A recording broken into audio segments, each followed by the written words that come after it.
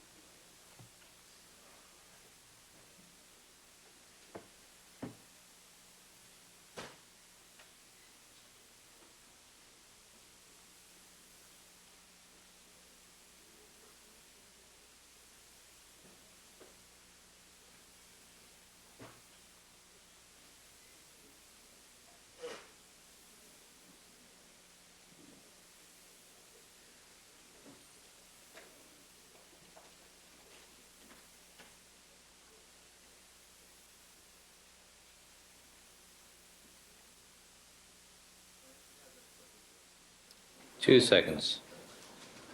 All right, back on the record in the Simpson matter. Mr. Simpson is again present before the court with his counsel, Mr. Shapiro, Mr. Cochran, Mr. Douglas, Mr. Bailey. People represented by Ms. Clark, Mr. Darden, and Mr. Gordon. The jury is not present. Mr. Cochran, you had a comment to make? Yes, Your Honor. I have 3 quick matters, if I might. Yesterday, at the end of the day, when we were leaving, Your Honor, I was advised that when Mr. Ron Shipp left the witness stand, finally, he walked through the gates there, and he made what has been called a power sign toward the Brown family. This was seen by people in the back row, and the jury was apparently still here. And given that eventuality and the fact that we're told by independent people that that took place, the court needs again perhaps to inquire or check with your staff or check with the photographers in the back row. And I think you can verify that. Those kind of over displays by this witness, I think, have no place. And again, I think it would require an admonishment of the jury because it's just thoroughly improper. That's item number 1. The second item has to do with a discovery issue. I had a conversation with a man named Scott Kennedy, Your Honor, on Wednesday evening. Mr. Kennedy is a man who says that, who took a video of the ending of the recital on June 12th, 1994. A video that includes Mr. OJ Simpson with one of his children, his greeting the Brown family, has the Brown family on it. And apparently the indication is that none of these parties knew they were being videoed. The concern that I have regarding Mr. Scott Kennedy is that he indicated to me, he sent this video to Ms. Marsha Clark, he said specifically last summer. And in our, at least my review of the discovery, we have never, ever received that. This video has now been shown, and we expect, of course, to have our copy shortly. But if the prosecution had that, we were entitled to that some time ago. And Mr. Kennedy said that he did, in fact, send it specifically to Ms. Marsha Clark, and there was no follow-up on it. The third thing has to do with a witness by the name of Leif Tilden, Leiftilden. So Mr. Leif Tilden is a witness that has been, in fact, interviewed by the prosecution. He's a witness who says that he saw 4 men in the area of the Bundy Street address near Dorothy on the night of June 12th, 1994, as I understand it, 4 Caucasian men, or not African-American men, between the time of 10 and 10:30. He also indicated he has, in fact, been interviewed by the prosecution. We received no information about this man at all, no reports or whatever. As the court has pointed out to me, discovery is reciprocal.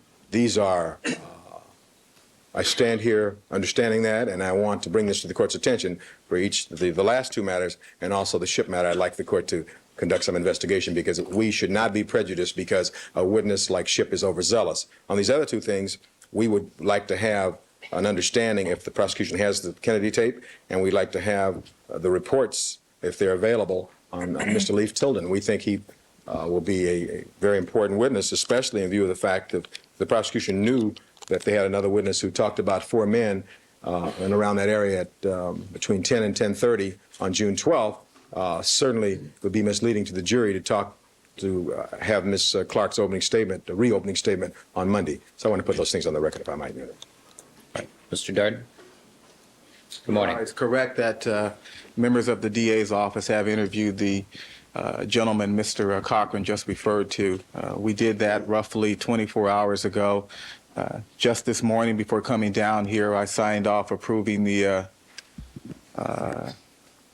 release of the tape of that interview to Mr. Cochran. And so we're aware of that person. We're aware of our duties under the rules of discovery, and we are complying, and they will be receiving written notification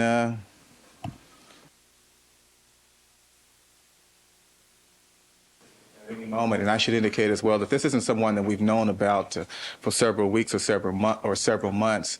He came forward after he heard Mr. Cochran's opening statement and his reference to Ms. Gerchis. And I believe he'll testify that he saw 4 young men in the area that night, but that they appeared to be college students. None of them wore knit caps. In fact, not all of them wore caps at all. And the caps that were worn were baseball caps.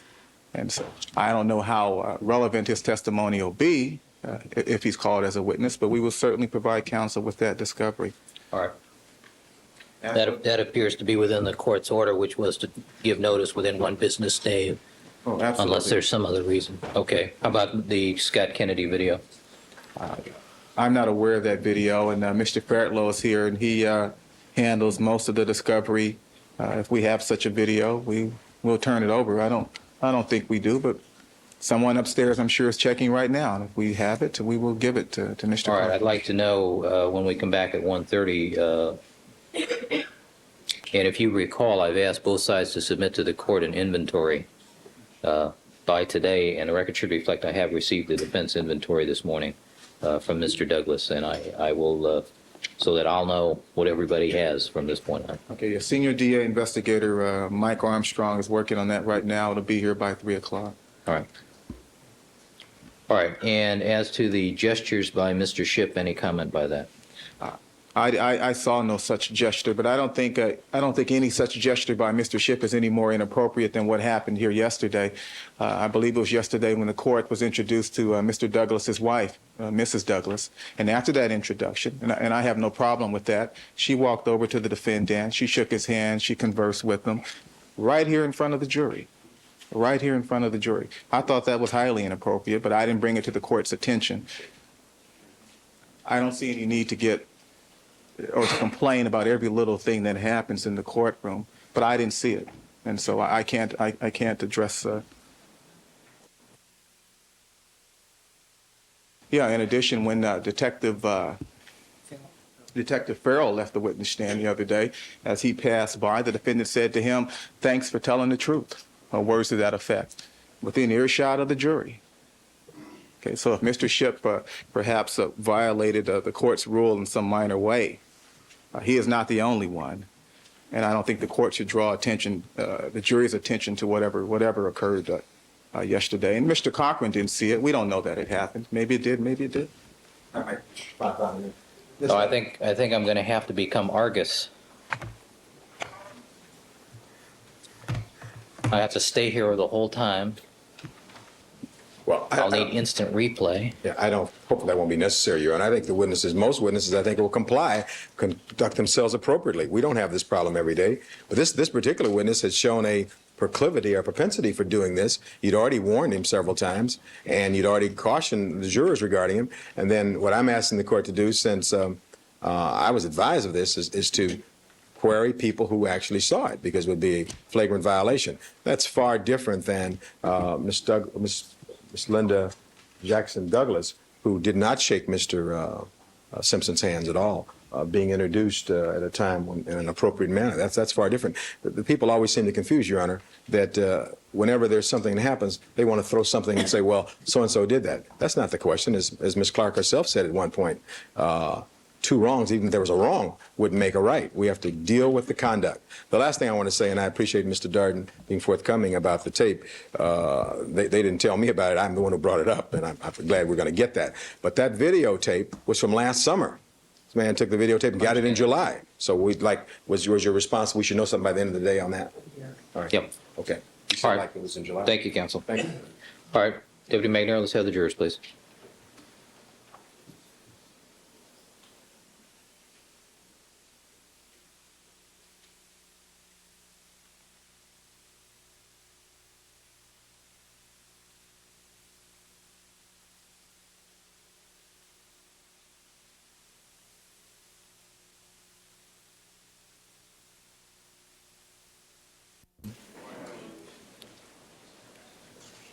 Ladies and gentlemen, it was brought to my attention that yesterday afternoon when Mr. Shipp was leaving the courtroom, he may have made a gesture to somebody in the audience that you may have observed. You were to disregard any conduct like that here in the courtroom. All right, Mr. Darden, would you call your next witness? Thank you, Your Honor. Good morning, ladies and gentlemen. Your Honor, the people would like to call Sergeant Lerner to the stand.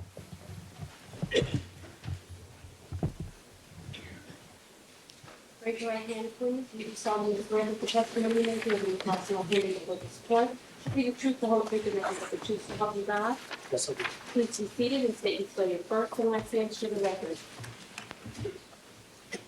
My name is Robert Lerner, Robert Lerner. Thank you. Mr. Darden.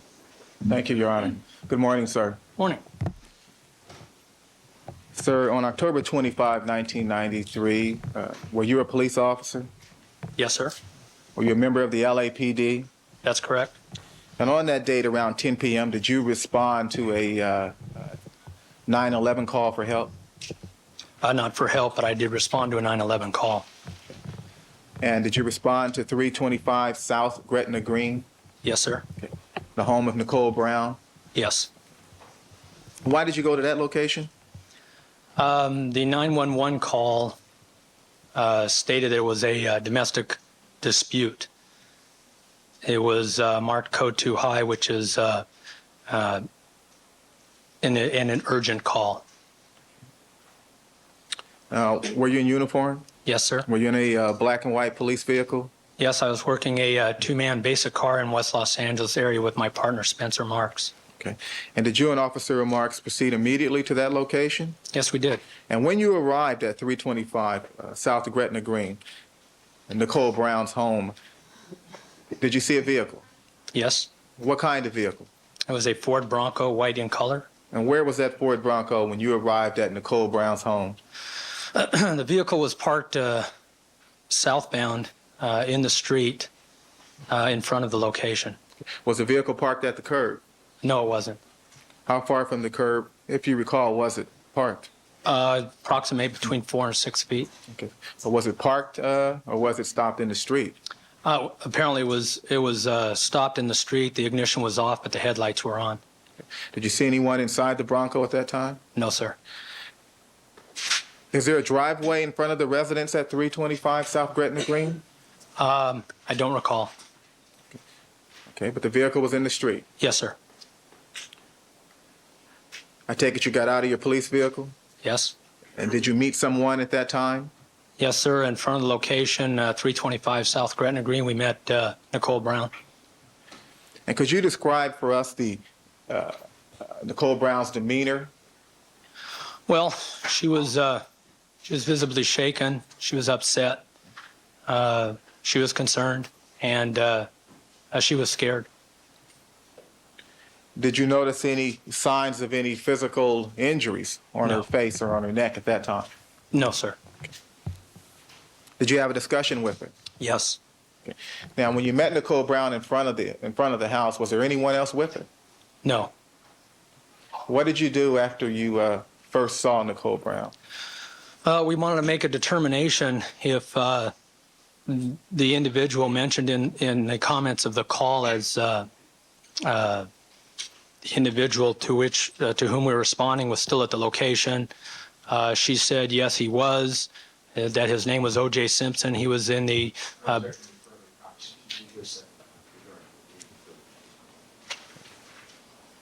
Sustained. I'll ask another question, Your Honor. After you spoke to Nicole Brown, what did you do? We made a follow-up to the rear house, the guest house. Did you have to walk from the front of the house to the back? Yes, sir. Did you go through the house or did you walk around to the side of the house? We walked through the house. Okay. And did you exit into the rear yard of the house? Yes. Now, is there a rear door to the house? There is. It's a double French door. And did you take a look at that door as you passed through it? Yes, sir. And what, if anything, did you notice about the condition of that door? The door had been split near the top and bottom of the door. of the door that has the two deadbolts that go into the floor and into the ceiling. And did you see someone at the rear of the house that night? Someone that you now see here in court today? Yes, sir. Point to that person. The defendant, Mr. Simpson. Indicating Mr. Simpson. You saw the defendant in the rear or at the rear of Nicole Brown's house that night? Yes. Did you speak to him? Yes. Did he speak to you? Yes, he did. Was there someone else present at that time? Yes, there was. Who else was present? An individual I learned later was Cato Kalin. Cato Kalin was present. Yes, sir. Describe for us, if you will, the defendant's demeanor when you saw him in the rear yard. The defendant was agitated. He was upset, pacing back and forth, and he was speaking loudly to Mr. Kalin. Have one moment, Your Honor. Yes.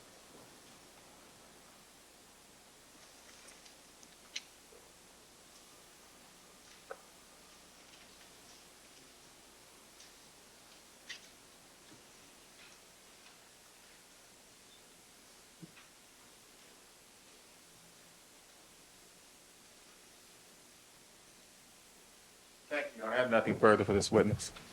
All right, Mr. Cochran. Thank you for your time.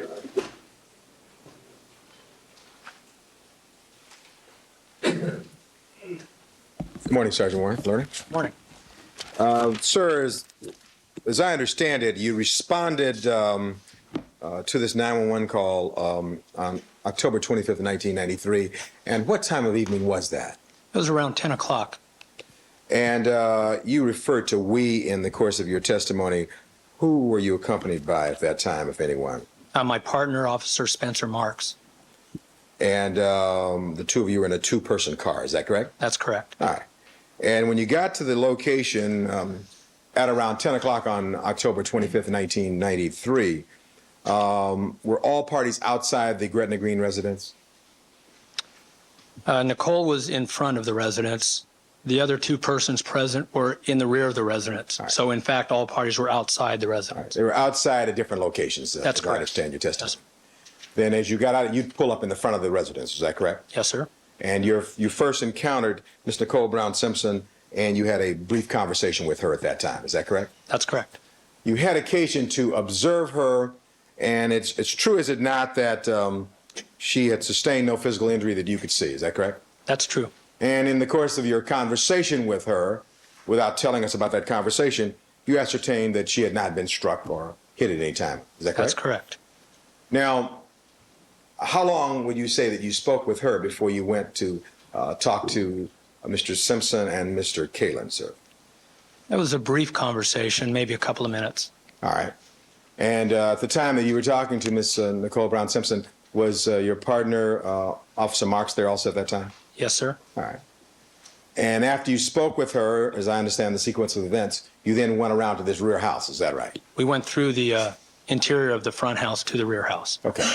And when you got there, was Mr. Simpson and Mr. Kalin outside of the rear house? No, sir, they were inside. All right. Did you go inside or did you have them come outside? I went inside. All right. And were you still accompanied by Officer Marks? Yes, sir. All right. So it was you and Officer Marks inside the rear house speaking with Mr. Cato Kalin and Mr. OJ Simpson. Is that correct? That is correct. At that time, you had a conversation with Mr. Simpson, did you? Yes, sir. And in that conversation, Mr. Simpson told you, I'd like to finish the question. Finish the question. In that conversation, Mr. Simpson told you about the subject matter of the argument. And you can ask that yes or no. Can't you? Yes, he can ask that yes or no. You can answer the question, yes or no. Yes. And was Cato Kalin present when you had this conversation with O.J. Simpson? Yes. And the entire conversation wherein you were talking, you and I presume your partner, Mr. Marks, were talking to Mr. O.J. Simpson, how long did that conversation last? Several minutes. Now, at some point, Sergeant Lerner, you or your partner had occasion to record the conversation with Mr. O.J. Simpson? No. You did not do that? No. is there another officer named Lally, Lally? There's a sergeant named Craig Lally, yes. And he was a sergeant at that time in West Los Angeles? Yes, he works West Los Angeles. Did he respond to that scene at some time that night? Yes, And while you were still there? correct. And while you were there, did you see him with a tape recorder taping statements from Nicole Brown Simpson and OJ Simpson regarding the events that had taken place that evening? No, Are you aware, as you sit here today, that there is a tape recording of the individuals from that particular night? Objection. Let me ask him if he's aware. Or, You can ask the question. yes, and is there such a tape recording? yes, And you've heard that tape recording? yes. All right, now let's talk about that. We won't go into the tape recording right now, but Before we do that, Yes, with the court order.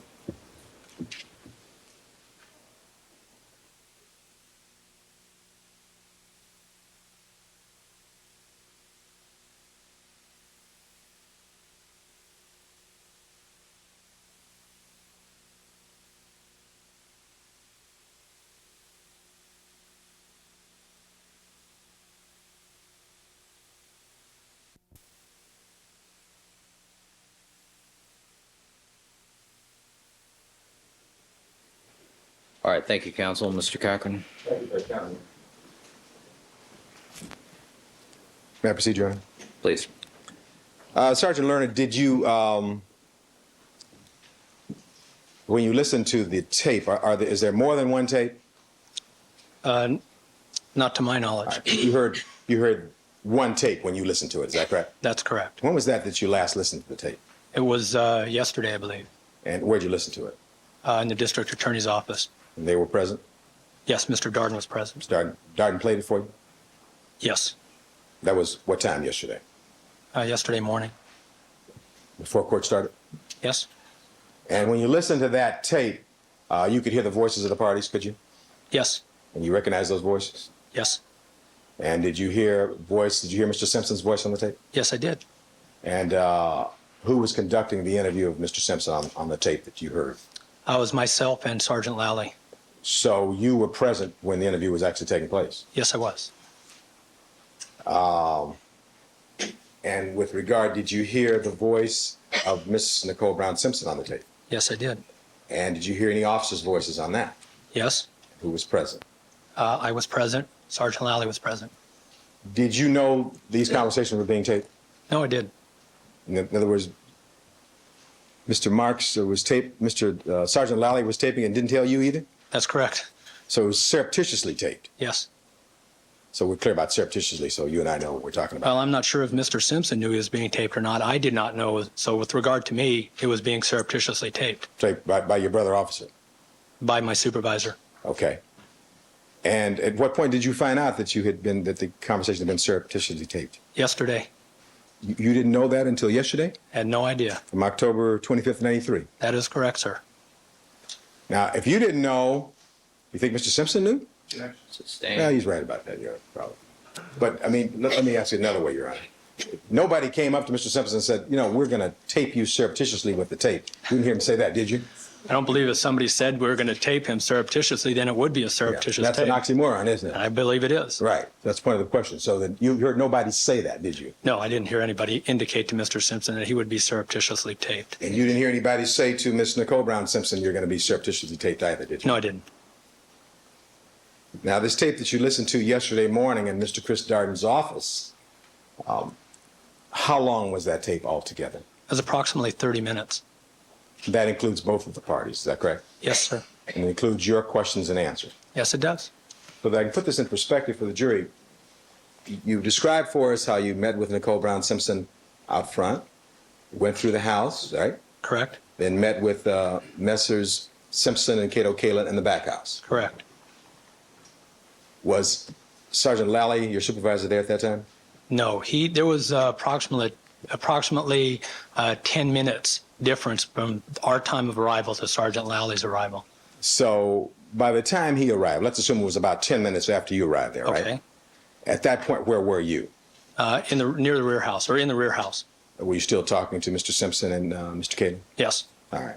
Did he come back to where you were? Yes, he did. And in the order of this tape, there was the surreptitious tape. Who's on the tape first, Mr. Simpson or Ms. Yeah, I Nicole? think we're going into the content of the tape at this point, aren't we? Your Honor, I You're was you're asking him to interpret the tape. At this point, it's hearsay. because he was present. But all right, John, I'll move on. I presume Lally will be here at some point. In the order of events, however, did Sergeant Lally come to the rear house and ask some questions first? Sergeant Lally approached the rear house. I, at that time, approached Sergeant Lally. Okay. And then after you approached Sergeant Lally, did you talk to him? Yes. And after that, where did Sergeant Lally go? Stayed with me. And okay, the two of you stayed together. And then where There did were you others. There were others present. go? Okay. Who else was present? Mr. Simpson was present. Okay. Mr. Kalin was present also? He was in the immediate vicinity. Okay. And did then you hear Sergeant Lally start to talk to Mr. Simpson at that point? Yes. And did you complete a conversation with Mr. Simpson before you went some other place? Yes. And when you completed the conversation with Mr. Simpson, how much time had passed? 10 minutes, 5-10 minutes. And when you completed this 5 or 10 minutes of conversation in which you spoke and also Sergeant Lally spoke, right? Yes. And Where did- also Mr. Simpson spoke. And Simpson. All right, yes. Where did you next go at that point, if you recall? I went back into the interior of the house, the main house. And did you at that point meet and talk with or have a conversation with Mr. Cole Brown Simpson? Yes, I did. And who was present during that conversation? Sergeant Lally was present, and Cole Brown Simpson was present. And did you hear them again engage in conversation Yes, there was a brief engagement. along with yourself? Yes. Now, you described for us that there had been some damage done to some rear double French doors. Correct. Is that correct? Yes, sir. And was the subject matter of those doors, did that become part of the conversation that was conducted that evening by you? You can answer that yes or no. Sustained. Did you determine or ascertain that these double French doors had been partially broken before anything occurred that evening? Did you find that out? Sustained. I'll link it up. Sustained. Did you take any pictures of those doors that night? No.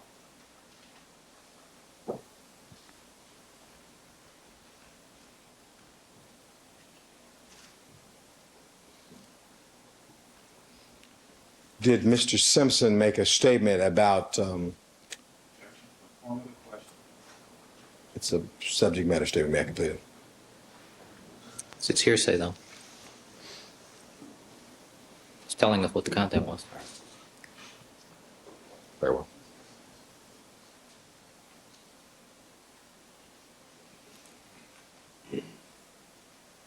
After you completed the conversation with Mr.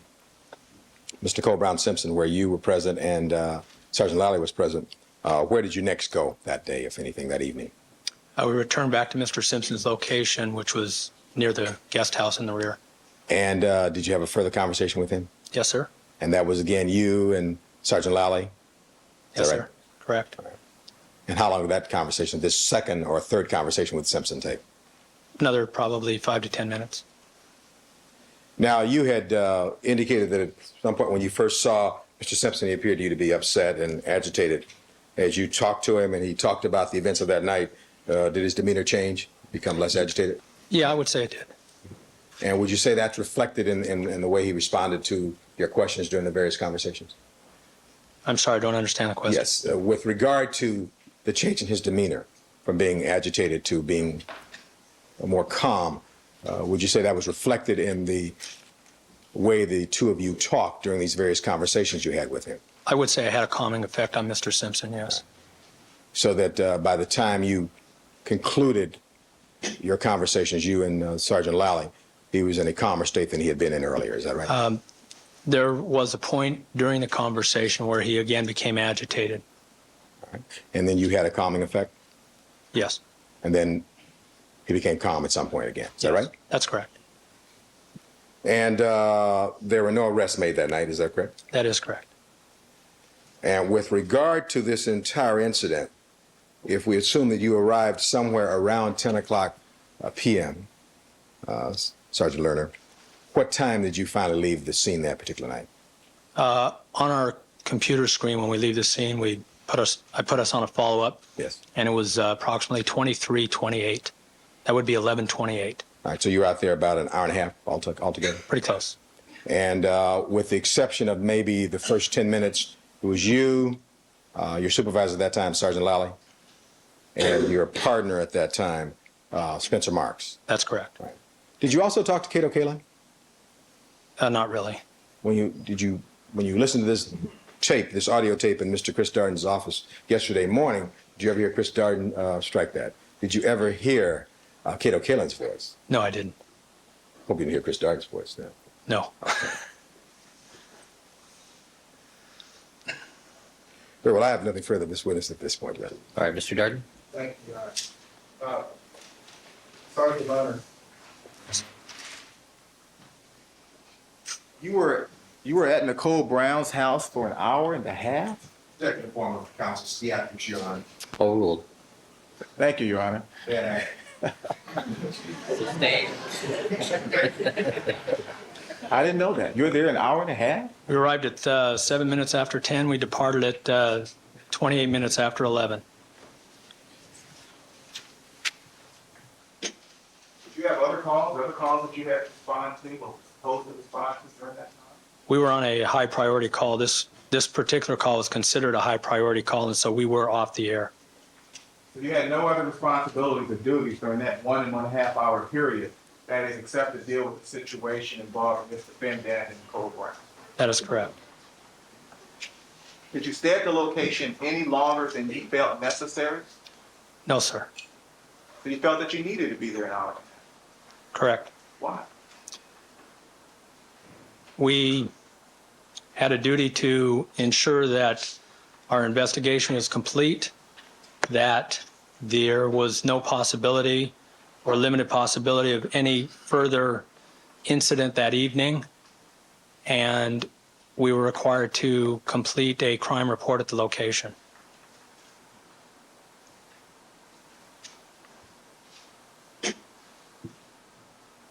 You indicated, or rather you told my good friend Mr. Cochran that the defendant was upset when you first met him. Yes, I did. And you say that he then became calm. Is that right? He calmed. And I believe you told Mr. Cochran that you had a calming effect on him. Is that right? That's correct. Nicole Brown didn't have a calming effect on him. Speculation, form of that.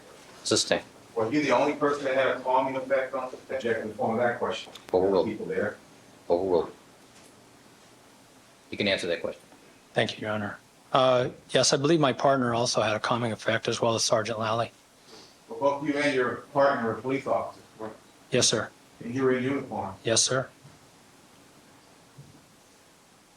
Is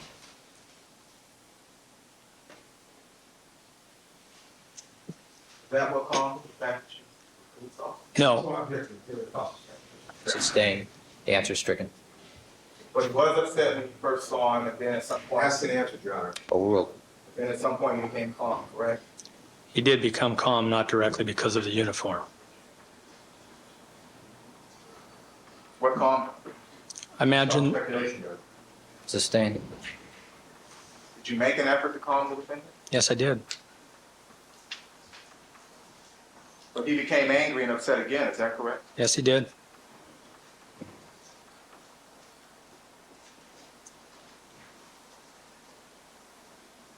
Did you calm him again? Attempted to. Were you able to? I thought I was fairly successful in that the incident did not escalate after my arrival. What do you mean when you say that the incident did not escalate? Up until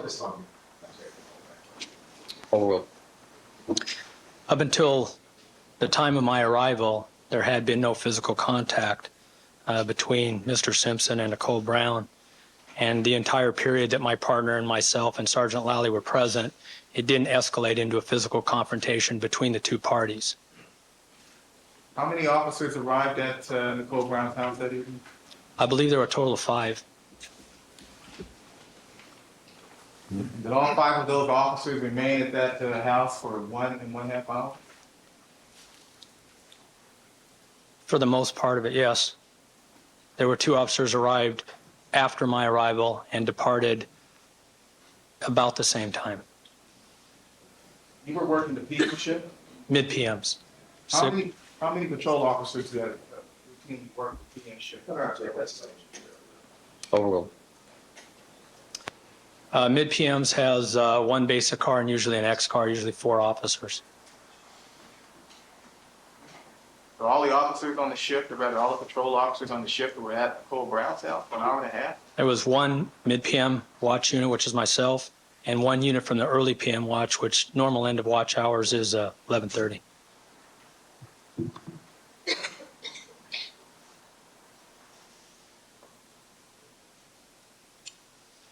So after watch then was at Nicole Brown's house, Sergeant Lerner? Yes, sir. You're right. I object. It's Over. redundant. It's cumulative. Overruled. And about the tape you just mentioned, you didn't tape the conversation, is that correct? No, I didn't tape the You conversation. don't have the tape, do you? No, I don't. You didn't know the conversations were even being taped? Had no idea. You're not really the person to ask about that tape, were you? Just one, can't ask him that, right? I object. That's argumentative. That's argumentative. I'm Sustained. sorry, I apologize, Your Honor. Right. I apologize. Counsel. I have nothing further. All right. Just a couple of questions. Couple. Few more questions, Sergeant Larry. As I understand it, there were no criminal charges filed regarding this incident, right? That's incorrect. There were criminal charges filed? Yes. Well, I don't know if they were filed. I completed a crime report regarding trespass and But vandalism. you never had to go to court on this case, right? I never went to court on All it. right. You never had to testify or anything? No, right? sir. As far as you know, Mr. Simpson never went to court on this case, right? As far as I know. All right.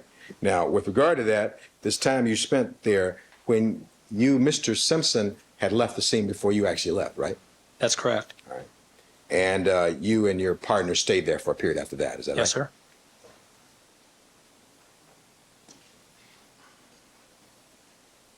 And you were talking about escalation. After you left, maybe around 11:30 that evening, you received no further calls or did not have to respond to the Gretna Green residents that evening. Is that correct? That is correct. And you had done your job with I regard felt to so. ameliorating the situation and making it better. Is that right? Apparently so. Thank you very kindly, sir. You say you completed vandalism and trespass report?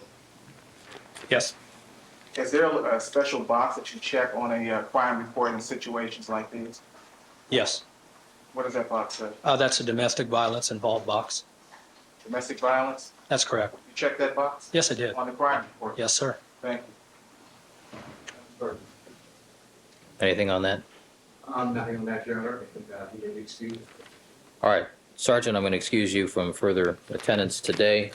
Please don't discuss your testimony with anybody else until the trial is completed, except with the lawyers on the case. Thank you very much for coming in. Thank you, Your Honor. Mr. Darden, Check and see if the next one. please.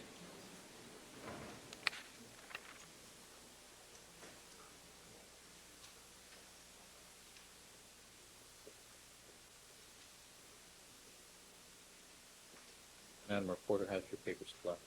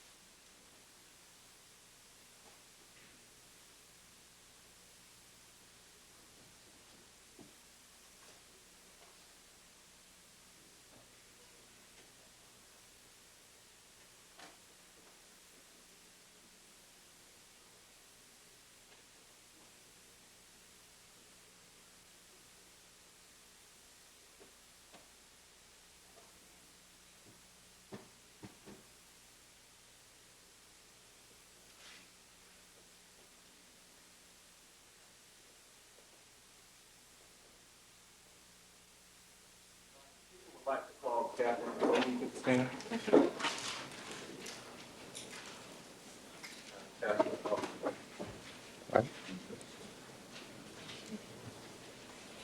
Stand over here behind the court reporter, please, and face the clerk. Right over here, ma'am. Right there. Stand right there. Raise your right hand. You do solemnly swear that the testimony you may give in the cause now hearing before this court should be the truth, the whole truth, and nothing but the truth, so help you God? Yes, I do. Please have a seat in the witness stand and state and spell your first and last name for the record. My name is Catherine Bowe, Catherine, Bowe, B-O-E. Thank you. Mr. Darden. Thank you, Your Honor. Good morning. Good morning.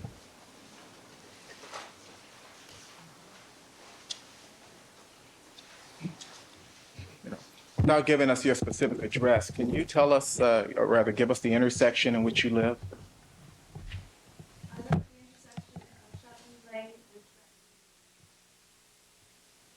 And during 1992 and 1993, did you live next door to Nicole Brown? Yes, I did. Her home on Gretna Green was directly adjacent to your home? Yes, it was. And you lived at your home with Carl Colby, is that right? Yes, my husband.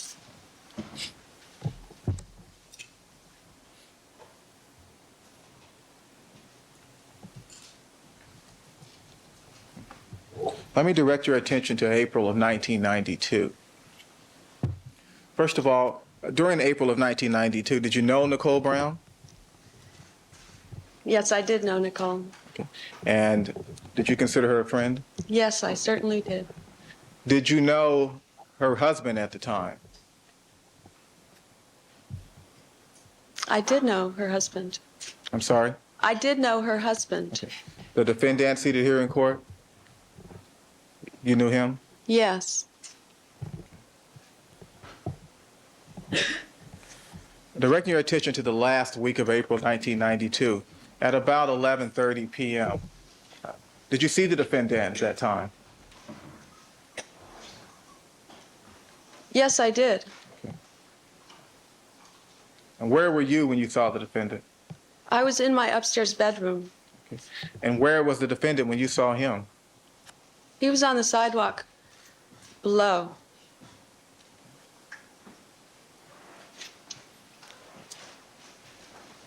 And what did you see the defendant do? I saw him walking around on the sidewalk, walking from Shetland up Gretna Green, slowly. Did he only walk from Shetland to Gretna Green one time? I felt uncomfortable watching him, so I didn't. Not responsive. Ms. Bowe, if you would, listen carefully to the question that the attorney asks you and try to answer only the precise question that is All asked right. of you. Mr. Darden? Thank you. Okay. How many times did you see the defendant walk from Shetland to Nicole Brown's house on Gretna Green? On that night, I saw him walk once. Did you ever see him walk back, that is, from Nicole Brown's house to the corner at Gretna Green? No, I did not. What did you do the first time you noticed the defendant outside on the sidewalk? Well, strike that. Let me withdraw that charge, if I may. Okay. Okay. You saw someone on the sidewalk, correct? Yes. Did you know who it was when you first saw him? No, I did not. Did Not you- immediately. Not immediately. Is that no? Yeah. Is that no? No. Okay. At some point, did you later determine who that person was that you saw on the sidewalk? Yes, I did. Okay. At what point was that? Just some few minutes later. And how did you determine the identity of the person you saw on the sidewalk? I recognized him. Okay. Now, you mentioned a moment ago that you felt uncomfortable watching the man on the sidewalk. Is that right? Yes. What did you do after you saw that person initially? Did you continue to watch him? No, I didn't. What did you do? I turned away from the curtain, Okay. Where did you go?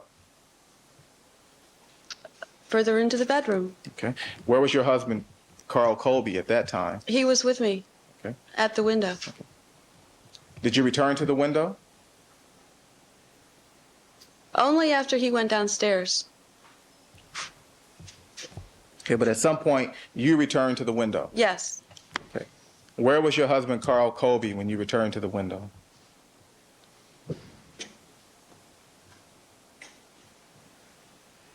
He was going downstairs Okay. Why did you return to the window? because I wanted to know who it was. And the second time that you went to the window, were you able to recognize the person you saw on the sidewalk? Yes, I was. Okay. Who was that person? OJ. The defendant? Yes. Now, how much time went by between the first time that you went to the window and the second time that you went to the window? 2 minutes, 1 or 2 minutes. Okay. Now, the second time that you went to the window, was the defendant in the exact same spot that he was when you first went to the window? No, he was moving slowly forward. In what direction? North. Toward Nicole Brown's house? Yes.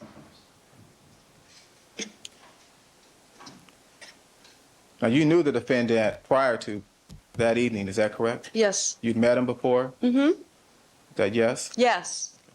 Now, what was the defendant doing out on the sidewalk the first time you saw him? He was thinking. Objection, cause for speculation, motion to The answer is actually non-responsive, so the answer will be stricken. Juries to disregard. Well, what did you see the defendant do? What, if anything, was he doing that you could see the first time you saw him? He was just walking along. Okay. All right. And was he walking in a northerly direction the first time you saw him? Yes, he was. Okay. And the second time you saw him, was he still walking in a northerly direction? Yes, he was. Overruled. Did you see the defendant do anything other than walk in a northerly direction either of those two times? No, I did not. Did the defendant ever leave your view? No, he did not. Can I have 1 moment? Certainly.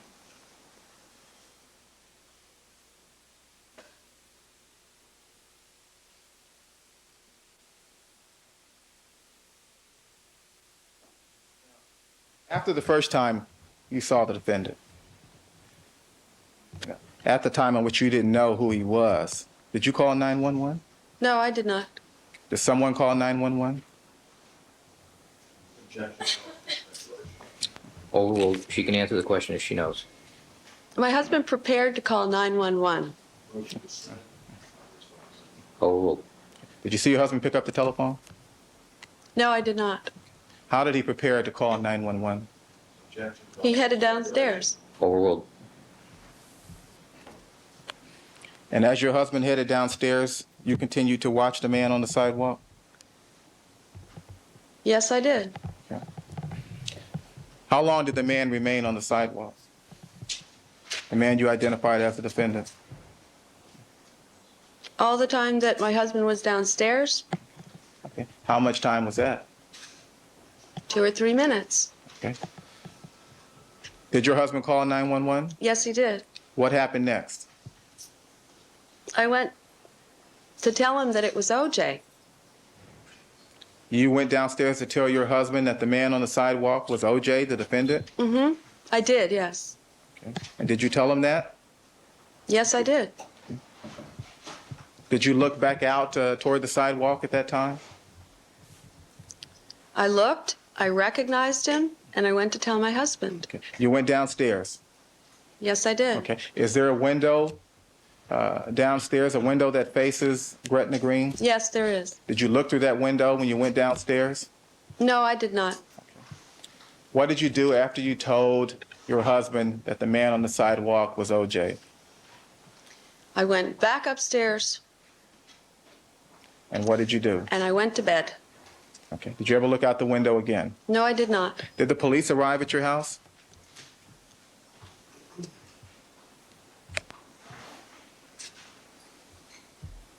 Um,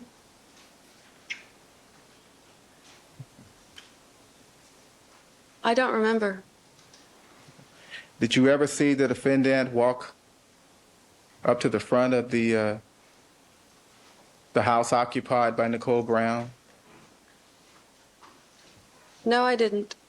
Did you ever tell the police that you saw the defendant walk to the front of the house No, I did next not. door? Did you see the defendant's car at all? Yes, I did. Where was his car? It was parked on Shetland Lane.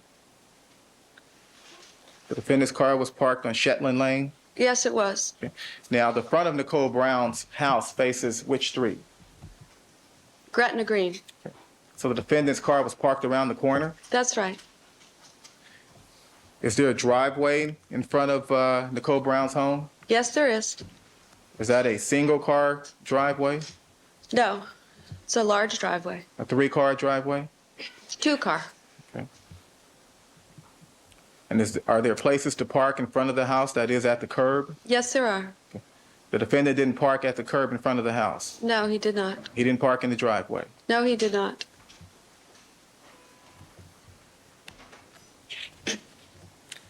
And when you say the defendant parked on Shetland Lane and around the corner, how far down the street, how far away from the intersection at Shetland Lane and Gretna Green did the defendant park his car?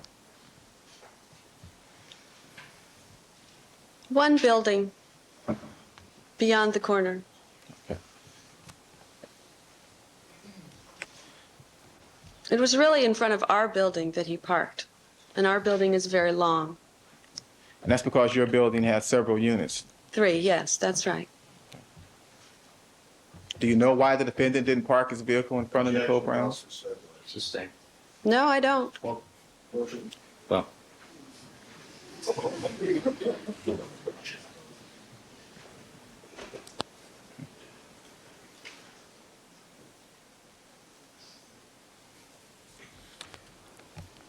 Had you ever seen the defendant arrive at Nicole Brown's house at night? Objection. overruled. Um, It's foundational. We'll get, I assume there's some more questions coming behind. You can answer the question. no, but I wasn't often over there at night myself. Okay. Okay. So you never saw him arrive at Nicole Brown's house at night? Is that No. correct? Okay. Did you ever see the defendant leave anything from Nicole Brown that is on her doorstep? I'm sorry? Did you ever see the defendant, OJ, leave anything at Nicole Brown's doorstep? I didn't see things, him leave anything. I saw things that he had left, that Nicole told me he had left.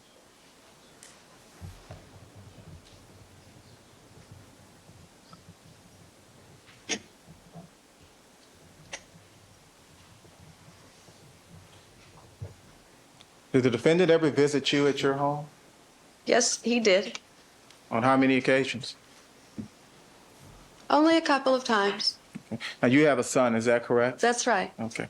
And your son played with the defendant's son, Justin, is that right? That's right.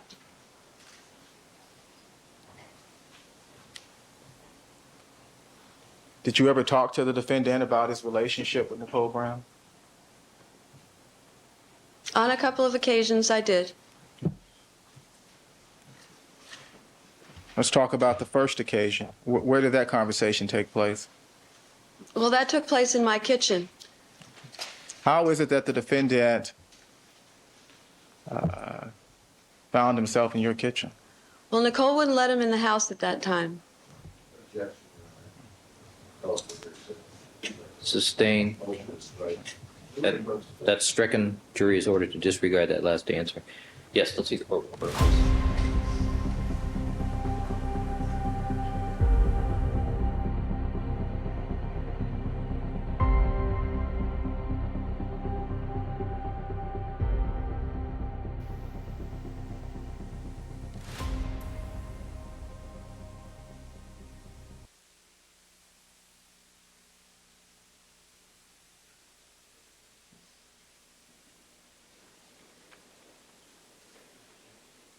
All right, thank you very much, counsel. Ms. Bowe, if you would you listen very carefully to the question that's asked and answer only the precise question that is asked of you? Also, if one of the attorney makes an objection after the question has been asked, don't answer the question until I rule on the objection. Okay? Yes. Great, thank you. Mr. Darden, you may continue.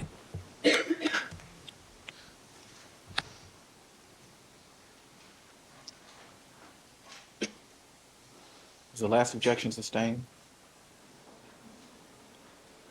It's been so long, I don't even remember. It was a very good question, Your Honor. Yes, it was because it was not a statement by the defendant. Um,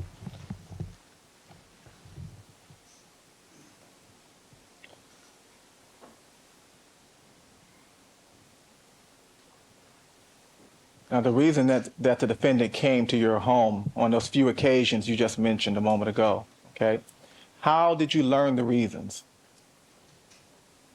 Was it from watching something or from talking to someone? That's what he told me. Okay, that's what the defendant told you. Is that right? You have to answer out loud. Yes. Okay. The defendant, what did the defendant tell you? What reason did he give you for coming over to your house? Overruled.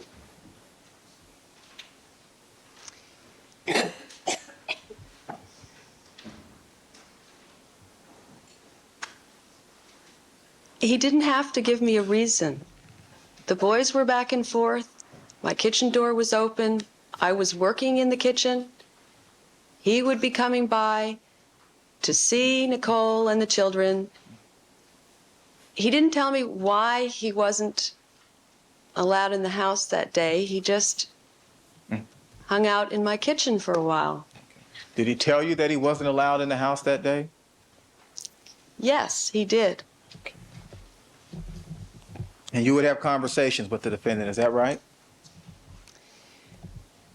One time I fed him a piece of peach cobbler.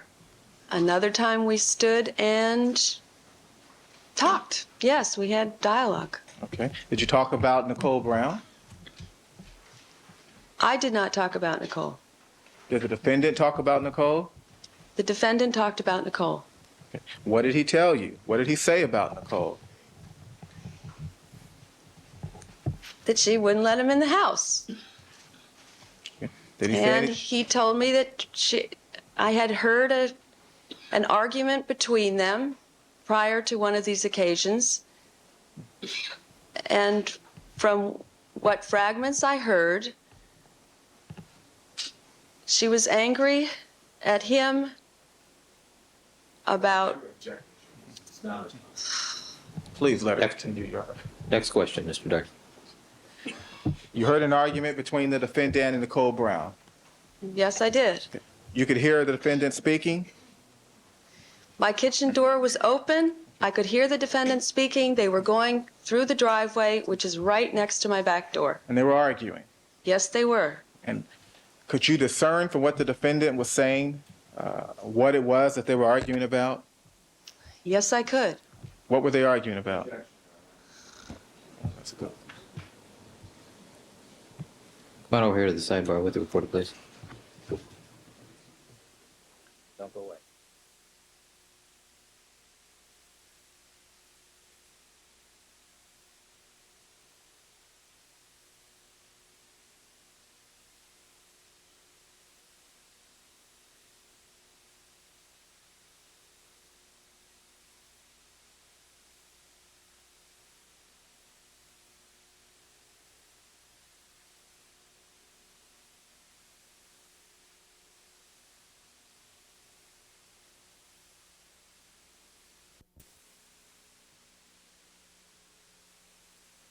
All right, thank you, counsel. Mr. Darden, you may continue.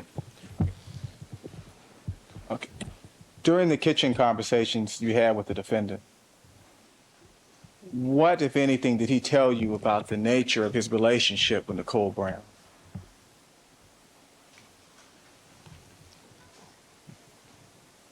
He implied that she was upset over his womanizing, but that was in the past. The womanizing was in the past.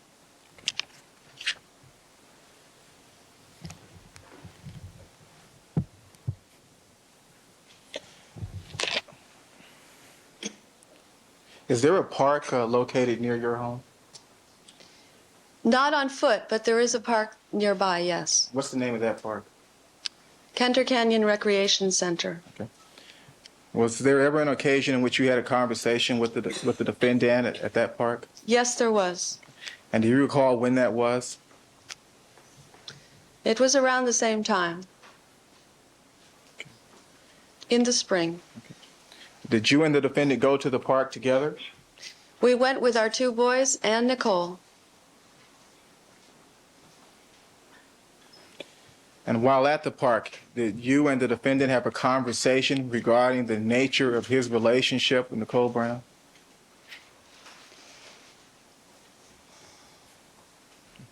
That was part of the conversation. Yes, we did. And what was the general subject matter of the rest of the conversation? I was addressing what I recognized as his stress. Okay. The defendant seemed to be under stress. Yes, he did. Now, what caused you to think or believe that the defendant was under stress? Well, he was arguing loudly, and also I saw a lot of the white of his eye showing between the lid and the iris, and that's an indication of stress. And I brought it to his attention at one point during the dialogue, and we talked about that. Okay. Well, who was he arguing loudly with? Nicole. What was he saying to Nicole? I gather that he was angry at her, thinking that she had been with another man, and she was angry at him for being angry at her. Could you elaborate on that? Well, after a while, she wouldn't argue anymore, and she just fumed on a stone wall, so I was stuck with OJ. Okay. And you had a conversation with the defendant then? Yes, I did. Okay. And tell us the conversation you had with the defendant at that time.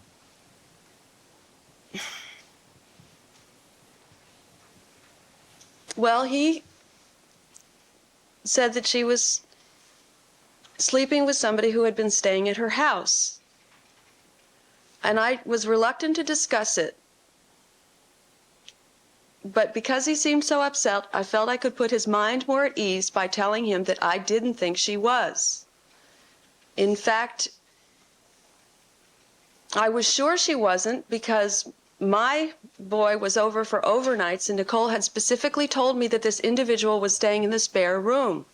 And when my son was there for an overnight, the next day I did ask him where he had stayed, where the guest had stayed. And my son told me that he had stayed in the spare room. But when I told OJ that, he scoffed at me as though to indicate that I shouldn't believe her. But I did believe her because she had never lied to me about. I had no reason to think that she would ever lie to me. I couldn't convince. Hold on. Next question.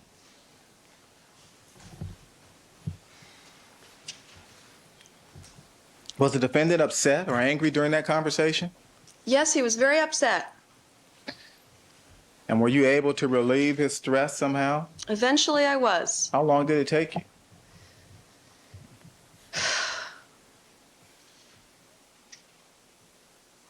Well, I'm not sure I entirely succeeded, but maybe 15 or 20 minutes. Why aren't you sure that you entirely succeeded? Because he was convinced that I was mistaken, that he knew how things were.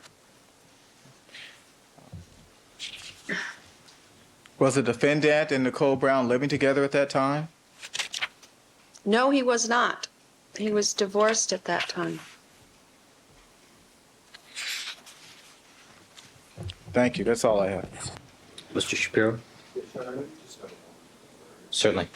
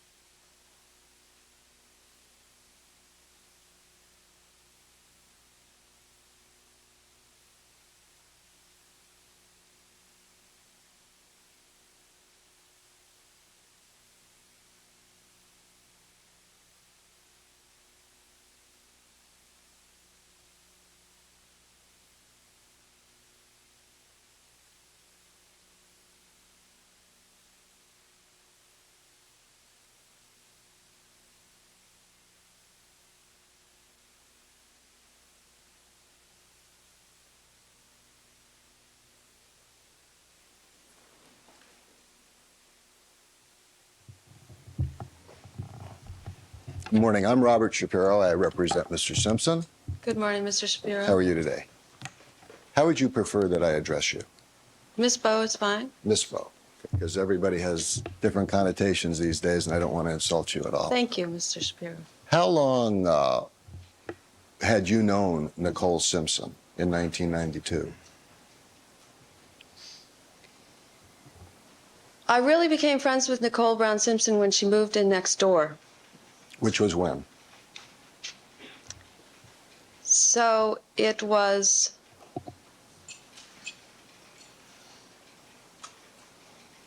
I don't remember when she moved in. Can you give us an approximate year or month? Does somebody know when she moved in next door to me? All right, let me go on to another question. Did you know OJ Simpson prior to the time that Nicole Simpson moved in next door to you? No, I did not. And when Nicole Simpson moved in, she moved in at the time that she was going through a separation and later a divorce. That's right. And the incidents that you're relating to now in April of 1992 took place during the time that the divorce was pending, which was filed in about February. Is that correct? I believe the divorce was final at that time. In 92? Am I mistaken? Yes. Objection, Your Honor. Mr. Shapiro going to take the stand? Yes. I mean, it's a court record. I mean, if we're going to argue about the date of the divorce, All right, we're gonna counsel, do this forever. counsel, hold on. The date of the legal documents and the date of the divorce are not disputed. So, Mr. Shapiro, why don't you proceed? Yes. The date of the divorce, she filed for divorce in February of 92, and the divorce was final 6 months later in October, or thereabouts, 8 months. To put that in perspective now, when you saw OJ Simpson during this period of time, did you ever see him in the company of his son and your son? Yes, I did. On how many occasions?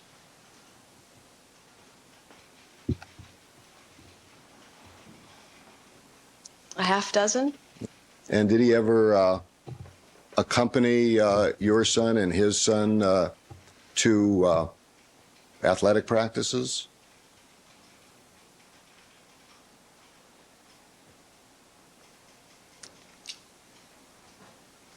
Yes, he did. So you would find nothing unusual about Mr. Simpson coming to your house at all, would you? No, not at all. And if he came to your house, would you find it unusual if he wanted to go next door and visit or talk to somebody who he was going through a divorce with?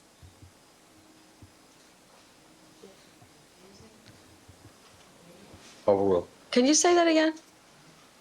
Would you find it unusual that while he was coming to bring his son to play with your son, that he might want to stop by next door and talk to a woman who he was going through a divorce with?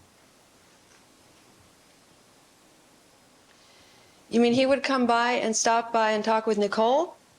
I'm saying, would you find it unusual if he came by with his son to visit your son, that he might, during that same visit, go next door and check and see Nicole?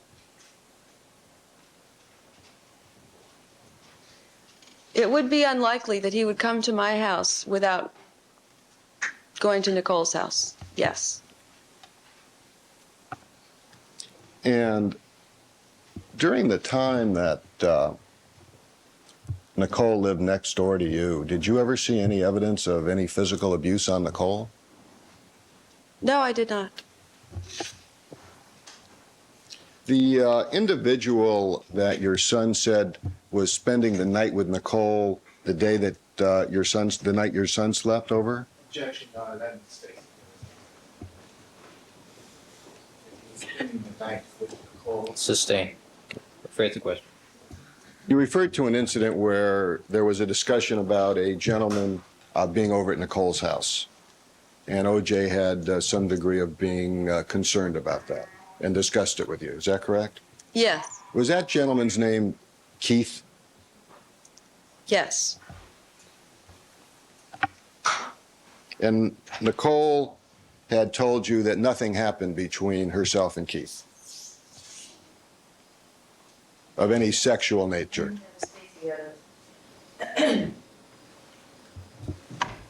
overruled. You can answer the question. I can answer your question? Yes. Nicole told me that he slept in the spare bedroom. We did not discuss whether or not they were or had been or were becoming lovers.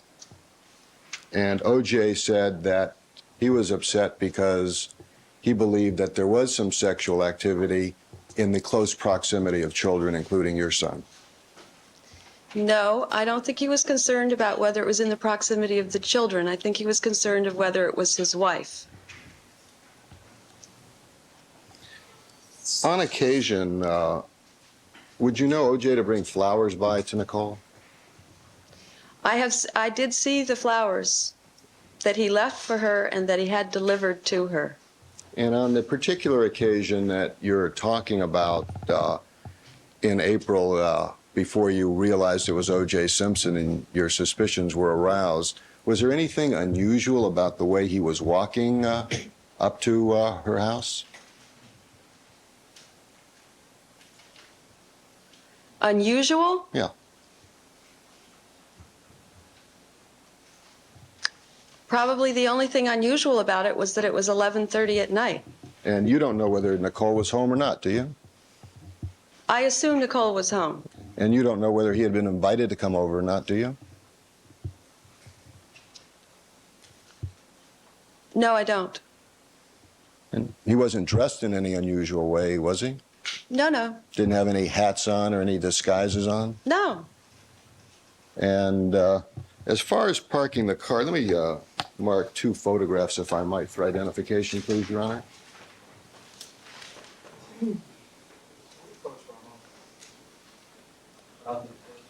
Sure. Without the reporter.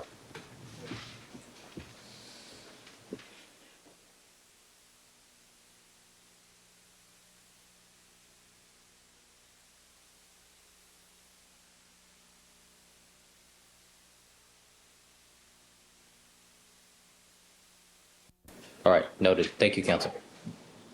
Actually, these photographs for this person. You may. Thank you very much. Excuse me. Ms. Bowe, can you identify these 2 photographs for the jury, please? Yes, I can.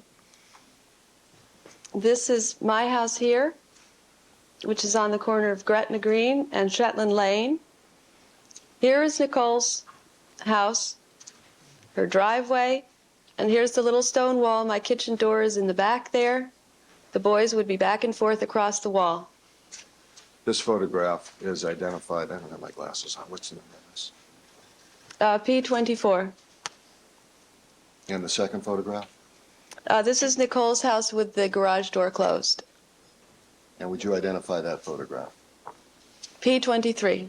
Now, P23 is directly in front of Nicole's house. Yes, it is. Shows cars right in front. Yes. Now, there are large trees there, are there not? Yes, there are. And are those the type of trees that tend to drop a lot of berries and other types of residue? Well, those are bottle brush trees. And they have big red blossoms like brushes. Do you know that there may be some people who prefer not to park nice cars under trees that have a propensity to shed? No, those are jacaranda trees. Well, The we're getting a jacaranda great trees- lesson in trees here today. The jacaranda trees are actually in front of my house. Well, if somebody didn't know the difference between those trees, and somebody took great care in their car, do you think they might have a little bit of anxiety about parking there? I think they might have anxiety about parking on that street because Gretna Greenway is a through street, and you might not want to park your car on a through street. Thank you so much for joining us today. I appreciate it. You want to show the jurors those photos? Yes. I was gonna put it up on. All right. Mr. Darden, redirect. Wait. Right. There.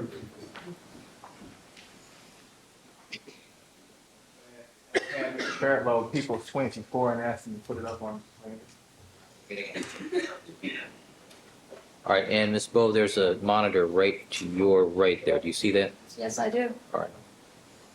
Now, the house on the left, is that your home? Yes, that is. And the house to the right of the photograph, that would be 325 South Gretna Green. That's right. There's a nice big driveway there, is that correct? That's right.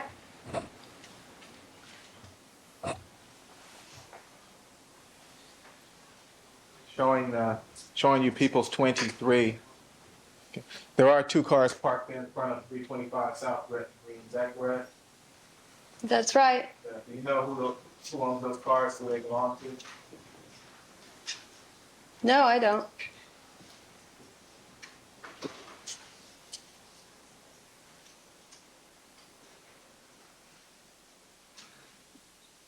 Did you ever see the defendant park his car in the driveway Yes, many times. directly beneath that big tree, Shapiro alluded to? Well, I saw him park in the driveway, which isn't directly beneath the tree, and I saw him park on Gretna Greenway in front of the house sometimes as well. How many times did you see him park on Shetland? Several times. And that would be around the corner, is that correct? That's right.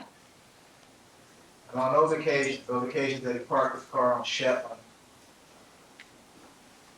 was there room for him to park his car in the driveway in the post? Well, I can't remember every occasion that he parked on Shetland Lane. There may have been, there may not have been. Sometimes it was, sometimes it wasn't. Sometimes she parked her car in the garage. Sometimes she left it in the driveway. Thank you, that's all. Mr. Shapiro? No further questions. Thank you very much, Ms. Bowles. All right, Ms. Bell, thank you very much for coming in. Please Your don't Honor. discuss your testimony with anybody No, I else won't. except to the lawyers until the end of the case. All right, Yes, sir. thank you very much, ma'am. Good day. All right, Mr. Darden, your next witness, please. Certainly.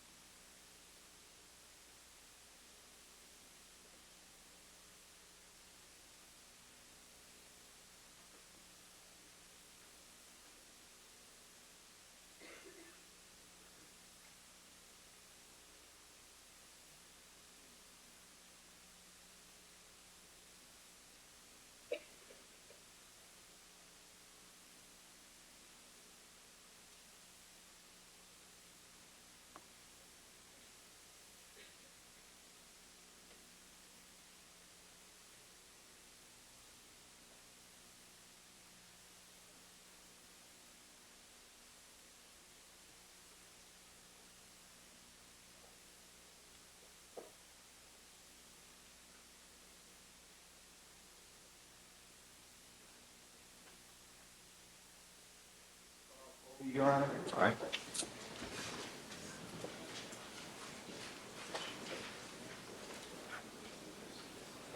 Sir, can you please raise your right hand? You do solemnly swear that the testimony you may give in the cause now pleading before this court should be the truth, the whole truth, and nothing but the truth. So help you God. Yes, I do. Please have a seat in the witness stand and state and spell your first and last names for the record. My name is Carl Colby, C-A-R-L-C-O-L-B-Y. Mr. Darden.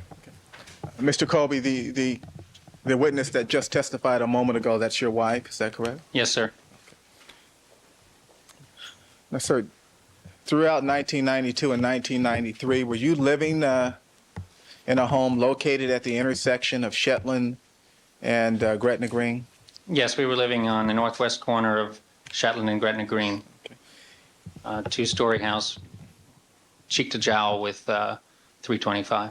Okay. So Nicole Brown's home was directly next door to yours during April of 1992, is that correct? Yes, sir. Okay. And you have a son, is that correct? Yes, we have a son now 6 years old who was in school with Justin Simpson, OJ's son, and they were best friends, and they saw each other constantly. And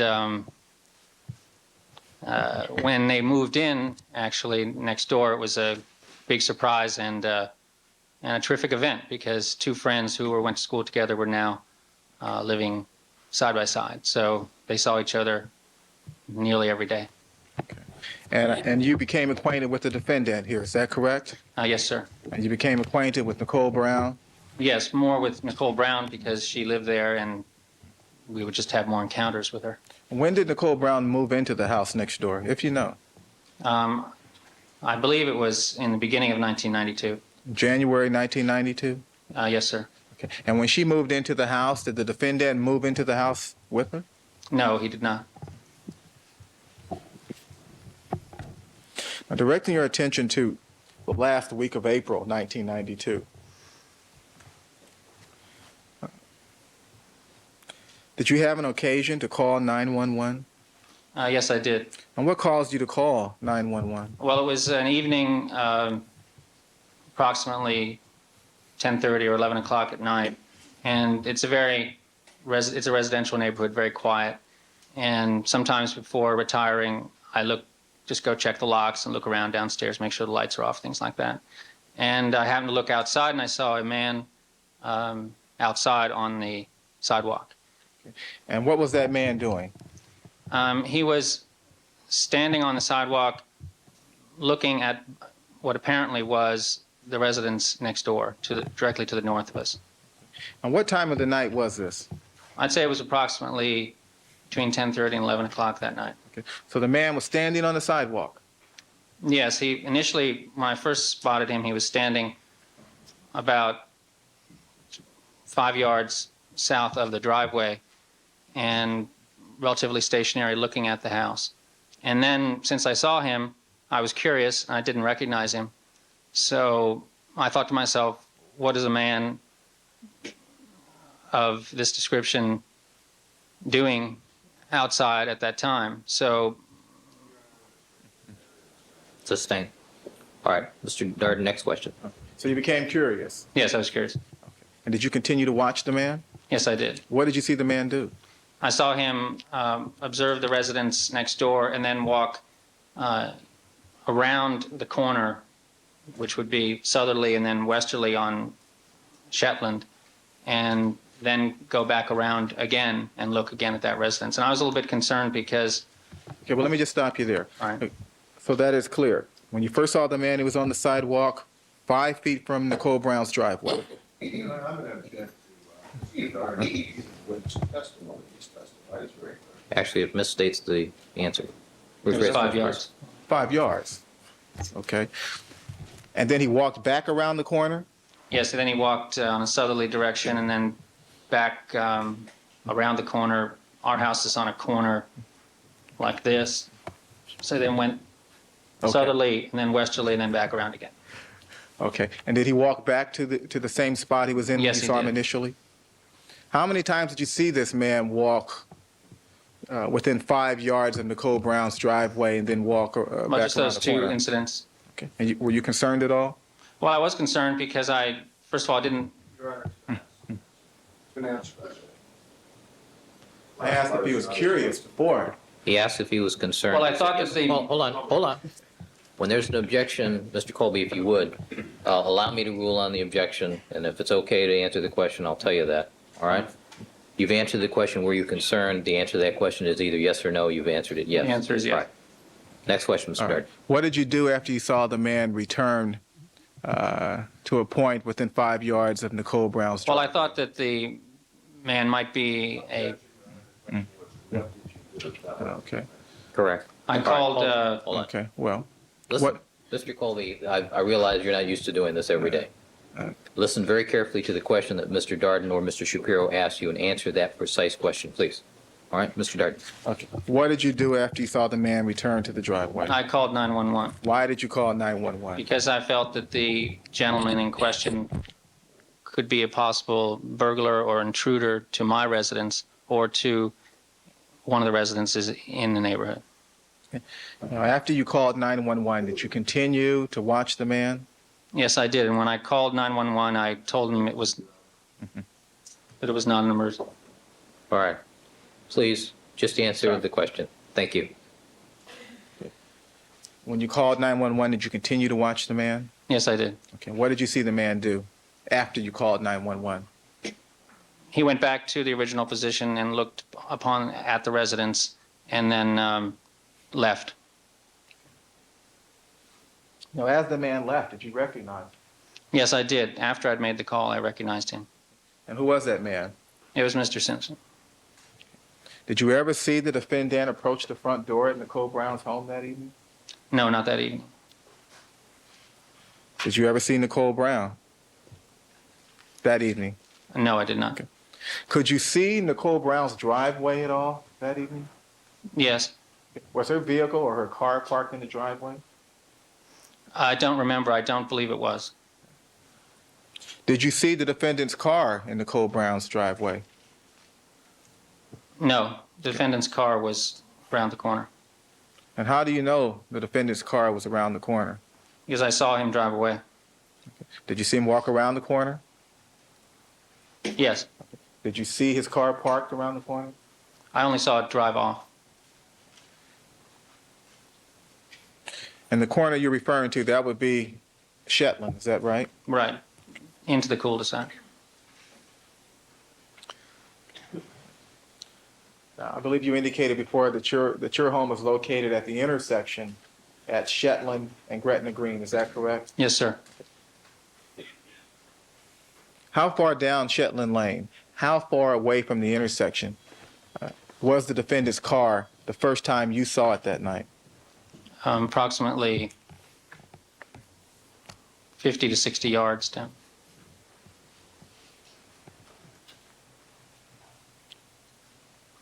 I saw the car as it departed.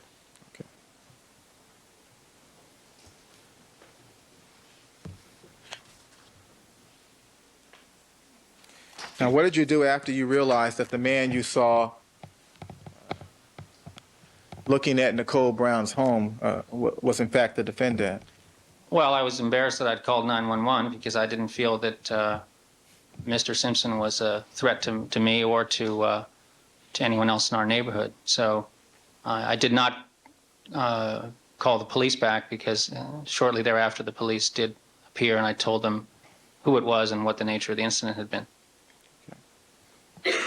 Did you have any conversation with the defendant prior to him leaving? No, I did not. Had you ever seen the defendant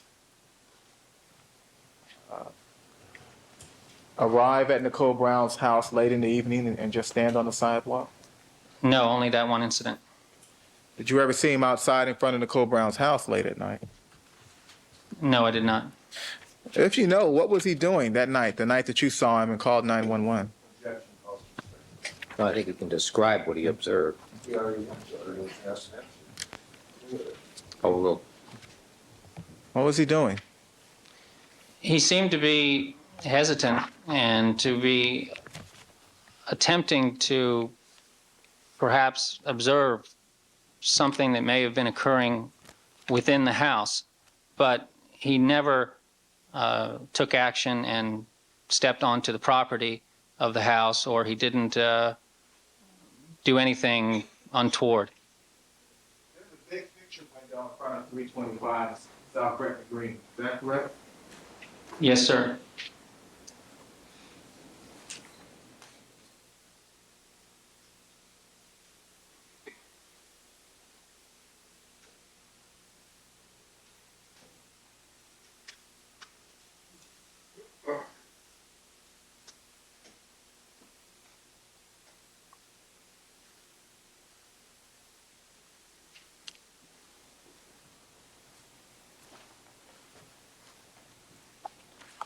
We can put People's 24 in the Alamo, Your Honor. all right, 24. And Mr. Colby, right to your right, there's a monitor for you to look at what's being depicted. Yes, I see it. Mr. Darden. Where do you see the picture window? Where? Let's take a look at the monitor. Where is the picture window The located? picture window is far right-hand side in the shadow of the trees to the right of the driveway. Okay. Thank you. And you can see through that window from the sidewalk, can't you? Or do you know? Conceivably. Thank you. That's all I have. All right, Mr. Shapiro?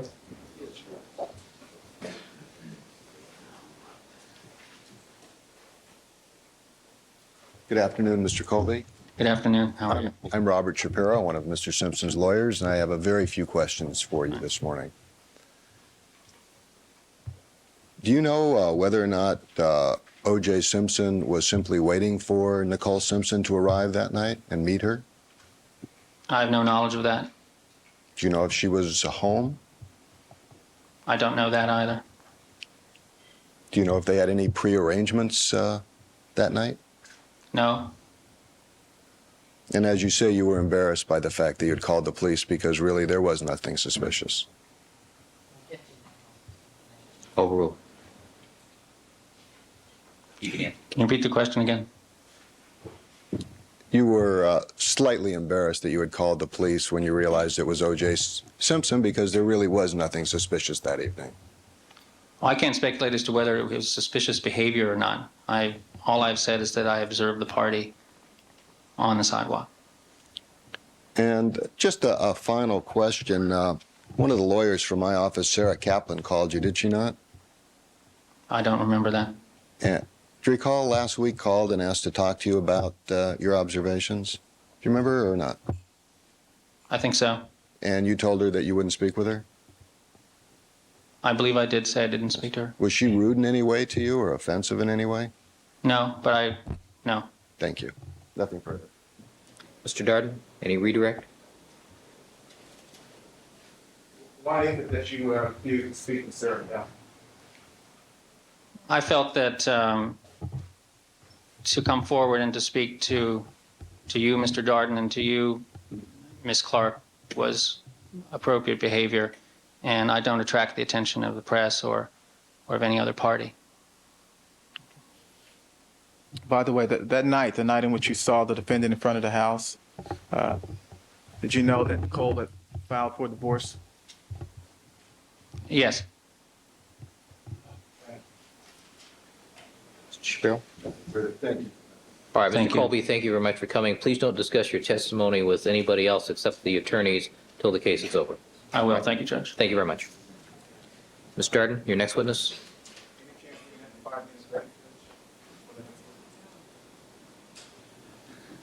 I'm getting the signal that jurors want a 5-minute break.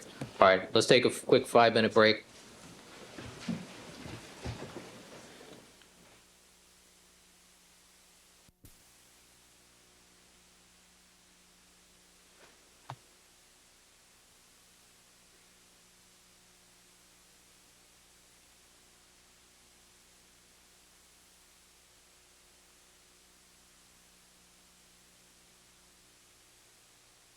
Witness.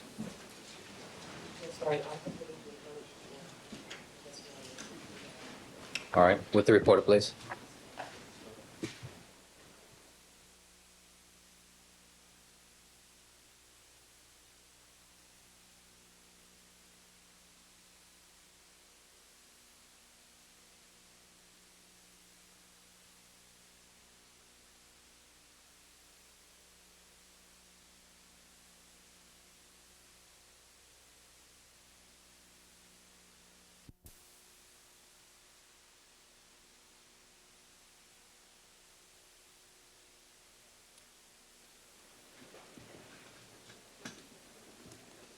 All right, ladies and gentlemen, I have one or two other legal matters I need to take up out of your presence since we're 5 minutes to noon. I'm going to send you out to an early lunch.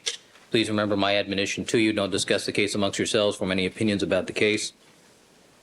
Don't allow anybody to talk to you about the case. Don't conduct any deliberations until the matter has finally been submitted to you. All right, Deputy McNair, let's excuse the jury, but we will go back into session briefly for a few discovery matters. Parameters for those missing articles, correct? Yes, and that is being done. We informed the people early this week that we, in fact, had done an extensive search and had compiled what we believe to be every public statement made by Denise Brown regarding this case, and we do not feel that we have any legal obligation whatsoever to inform the prosecution of this, but in a spirit of cooperation and good faith, and in a spirit of trying to save time, because I feel that I will be using these documents for cross-examination, that the people will have adequate time to get ready. All right, counsel, I appreciate your having already made a copy. Save my staff some time. Thank you very much, Your Honor. All right, I'm going to order the prosecution, since these are otherwise copyrighted materials, not to make any further photocopies of that. They may not be copied or otherwise disseminated, and they're to remain in your possession, Mr. Gordon, or possession of the prosecution team. Yes, Your Honor, we're awaiting the other data search, and we'll conduct it as soon as we get it. All right, but given the parameters of what's left of our court day, I suspect we won't even finish direct examination today. So you'll have the weekend to peruse those matters. All right, anything else we need to put on the record before we take our recess for the noon hour? No? Terrific. All right, and Mr. Shapiro, you're excused. And was that another beeper? I think you got in there. Whose beeper was Three that? suspects. I don't have one, left mine upstairs. Okay, that's not, I mean, All right, Mr. Shapiro, you're excused until 2 o'clock. thank you very much. All right, we'll stand in recess until 1:30, discovery matters and other remaining motions at 1:30. All right, thank you, counsel.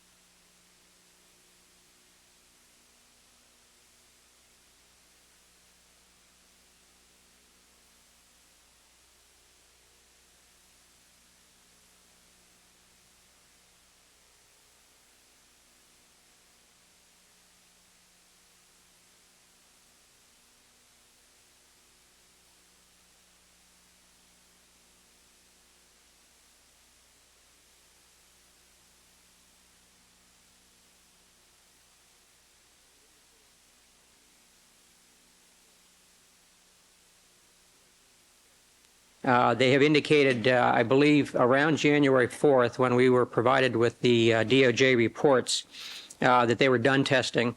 We, at that point, began discussions about getting access to the exhibits so that we could conduct our own independent examination.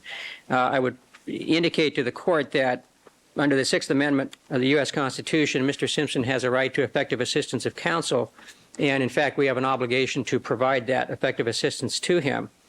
Fundamental to that right is our obligation to examine all of the evidence that might be used against him. And we must be able to do that in a meaningful manner. Right now, up to this point, we've only had access to this evidence from afar. When Doctors Bodden and Wolf were allowed to look at exhibits, they were instructed that they were not allowed to touch anything, they were not allowed to take anything out of any bags, they were not allowed to do any photographing.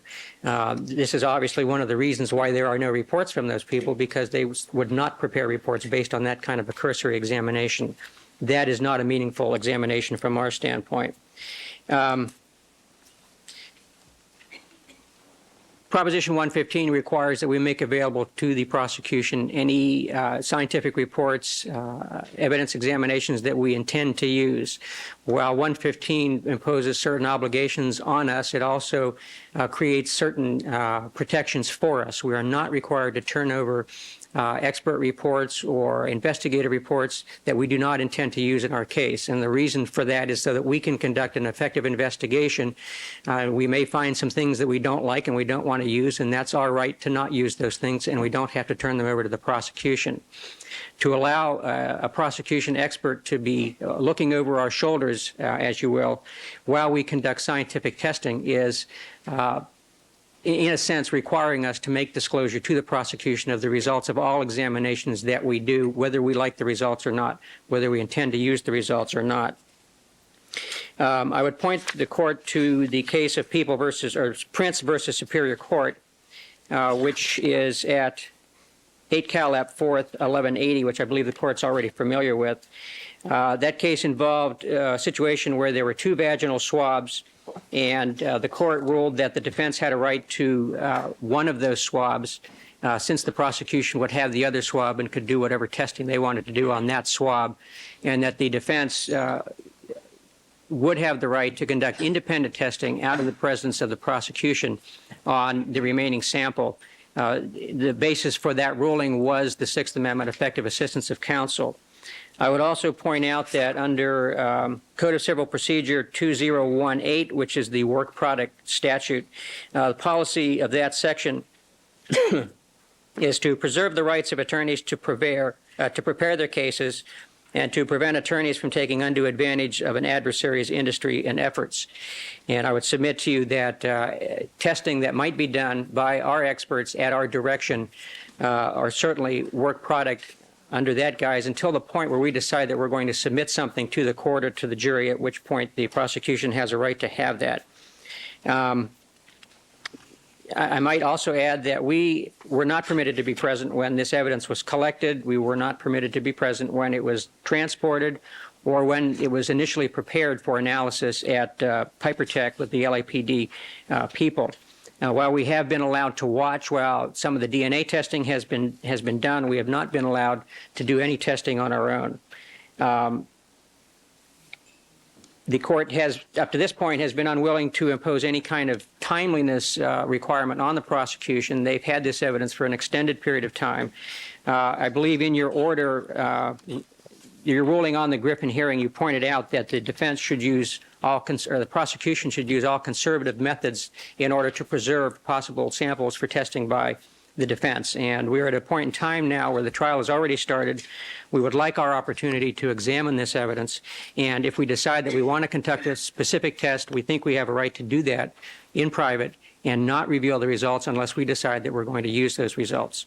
So with that, I would submit the matter and ask that we be allowed to that the exhibits be provided to us as soon as possible, and that we have no objection to them being there while we open them up and look at them, and they can videotape that if they like. But at a point in time where we decide that we want to do a specific test, we submit that we have a right to do that in private. You have no objection to the presence of the custodian of these items being present when they're displayed, examined, splits are taken, but for the actual testing, you want that done in private? That's correct. All right. All right, are there any unusual items here, Mr. Blazier? You have the lists, the numbers that you list on page 2 of your letter. Are there any items that are of unusual difficulty in handling?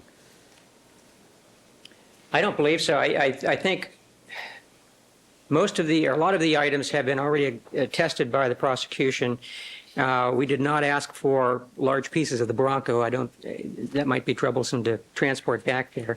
All of the coroner's exhibits are all relatively well contained and ample quantity that if the prosecution wants to do further testing, presumably they could. So I don't think that there's anything that requires any kind of a special order. All right. Thank you, Counsel. Good afternoon, Mr. Harmon. Good afternoon, Your Honor.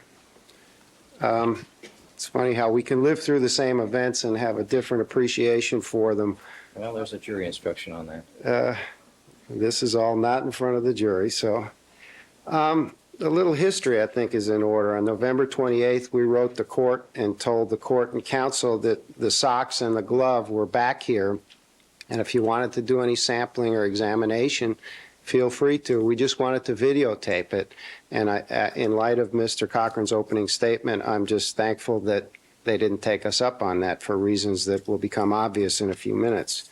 So some of these items, and those two in particular, have been here for months, and no one took us up on that. Much to our surprise, on January 9th, we got a letter from the defense team saying they wanted all their lawyers to go visit the lab the next day. And those are not easy arrangements to make. And then they also said that they wanted designated items to be sent to Dr. Lee in any fashion we desired. And they never designated them. And that's when I made the mistake of doing something that I had tried not to do in this case. I tried to discuss this with Mr. Scheck, and if you recall, when we went on the record after that, I asked Mr. Scheck that whenever we had any communication, let's put it in writing so our memories can't fade and we can't forget what really was discussed. So this latest letter is, or actually we responded to that January 9th letter on January 9th, and we said, and this is a quote, "We are in receipt of your letter of January 9th, 1995. You have not provided us with adequate time nor given us sufficient information to intelligently respond to your requests. Please file appropriate legal motions with the court." January 9th. Nothing happened. January 30th, 3 weeks later, we get the letter that brought us here today. And much to my surprise, the letter says that Mr. Clark and I agreed to something. Now, we agreed to something when full information was provided. At that time, Mr. Scheck suggested that we abide by the rules of Cellmark. And if you recall, this long before I was involved in the case, Cellmark would allow defense experts to view testing. And we were very surprised that that something like that would be so easily resolved between Mr. Scheck and I. And then nothing ever came of it until we read this letter reading that we had agreed to shipping everything, when in fact no numbered items had ever been mentioned in any of those conversations. If there was ever any agreement, it was that our experts would be allowed to watch, to videotape the samplings, examinations, and tests, just as we have allowed the defendant to do at every turn in this proceedings. The ubiquitous Dr. Blake, the ubiquitous but invisible Dr. Blake, continues to visit the Department of Justice. And this is done very cordially by them. They tell him when things are going to happen and change their schedule so that he can show.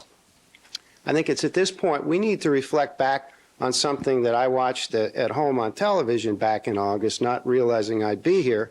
Ms. Clark offered to have the ubiquitous Dr. Blake do all of the testing, all of the PCR testing that apparently, and I say apparently, is now being requested of this court.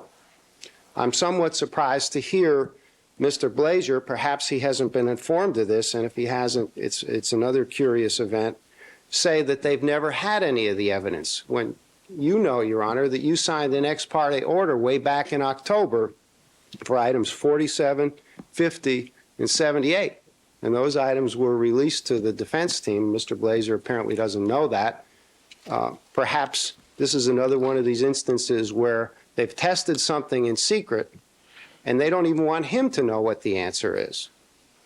It's clear that what they want to do is hide the ball. And I'm going to convince you today, Your Honor, that on many of these items, the time has come to realize that this is not about finding the truth that's in that physical evidence. And physical evidence is a totally different category of evidence in this state. That this is only about winning at all costs. The defendant has requested 184 items, most of the physical evidence in this case, to be transported to a laboratory on the East Coast right when we're in the middle of our case. Or I shouldn't say middle, but right when we've begun our case. Some of them are really interesting and intriguing items. Now, they haven't said what they want to do with it. They haven't said what kind of tests they want to perform on it. And I think there are legal reasons why they have to specify that I'll address. They want I've picked out some of the more intriguing items. Item number 118. It's a knife that Mr. Cochran had up on Greg Matheson's report. It's a knife with someone else's blood on it, other than the victims. That's one of the knives or one of the items they want to see. They want number 136, which was seized from Ronald Goldman's apartment on June 15th. Dino, the autobiography or biography of Dean Martin, for some strange reason. They want number 143, a knife found all the way down in Oceanside. Perhaps the most interesting item that they've... Oceanside, as in San Diego County? That's right, Your Honor. Okay. They must know something that we don't know. The item that I found most intriguing and interesting is they want number 200, a cassette was seized from Mr. Simpson's Bronco, Carlito's Way, the soundtrack. And all I could think of was perhaps they want to play it backwards like the Beatles' I'm the Walrus. And if you do that, remember you hear Paul is dead, there'll be a clue as to who really killed the victims in this case. You're dating yourself. It should be obvious. And Your Honor, you seem to understand it also. Among the list of items are some items that are still being tested at Department of Justice. This list was done very carelessly without any real consideration for what we have already told them. Items 79, 81, and 86, they're at the Department of Justice. They know that. We've told them that. What are those items?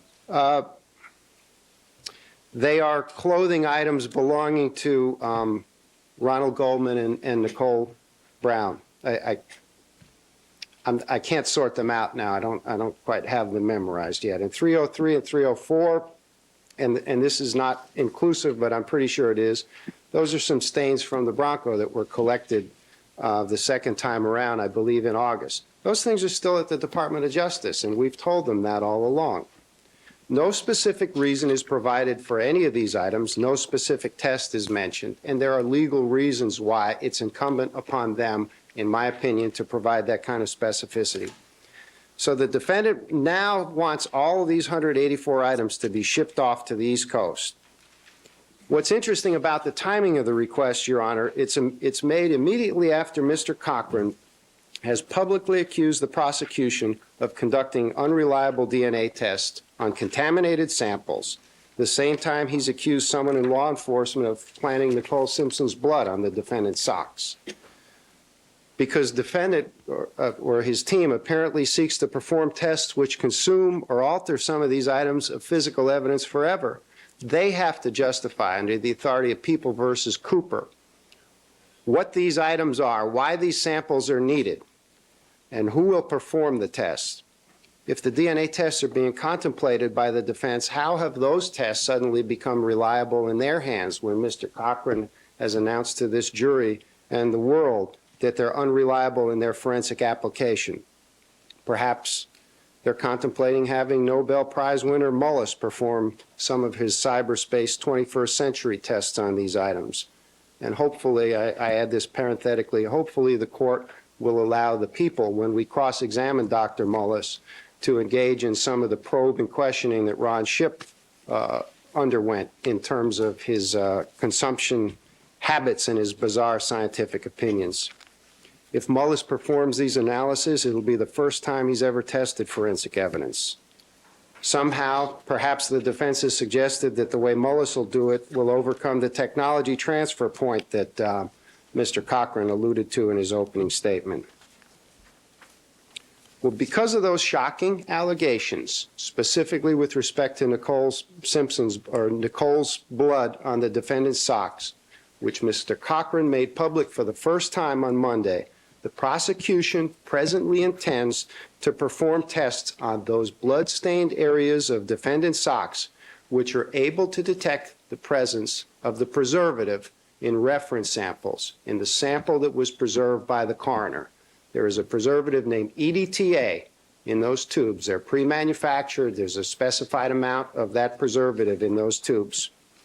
We intend to pursue that with all of our vigor to refute the allegations which have cast a cloud over many of the people who worked in this case. Had these allegations been made months ago, we could have done this months ago. But for whatever reason, those ugly rumors circulated and circulated. And then finally on Monday, Mr. Cochran pointed the finger. Unfortunately, when he pointed the finger in his sock timeline, he left out one important event that totally undermines the chronology that he created or demonstrated in front of the jury. And the event that he left out was before that leaked story, the LAPD had done conventional screening on that sock and determined that the PGM subtype belonged to Nicole and did not belong to any of these other people. So it was known. That doesn't mean that it didn't appear that there was a leak, but that's an important part of the story that Mr. Cochran left out. We are under a legal obligation, in light of these allegations under Brady versus Maryland, to pursue this issue. Not that we believe it will produce exculpatory evidence, but we have an obligation to do so, and we intend to do so with all the resources that may be available to us. We also have a moral and an ethical obligation to pursue this. And this isn't any inquiry motivated by advocacy. This is a purely scientific inquiry. We can't rely on tainted evidence. We have no doubt that the blood on those socks, which we have identified conclusively through multiple DNA tests, belongs to Nicole and was transferred there during the savage, brutal killings of Ron Goldman and Nicole. We have an obligation to those people whose reputations stand to be tarnished by Mr. Cochran's careless charges with no substance to them. The tests will show that the blood on those socks, which Mr. Cochran admits is Nicole's, did not come from the reference sample that was laced with EDTA that was obtained by the coroner's office.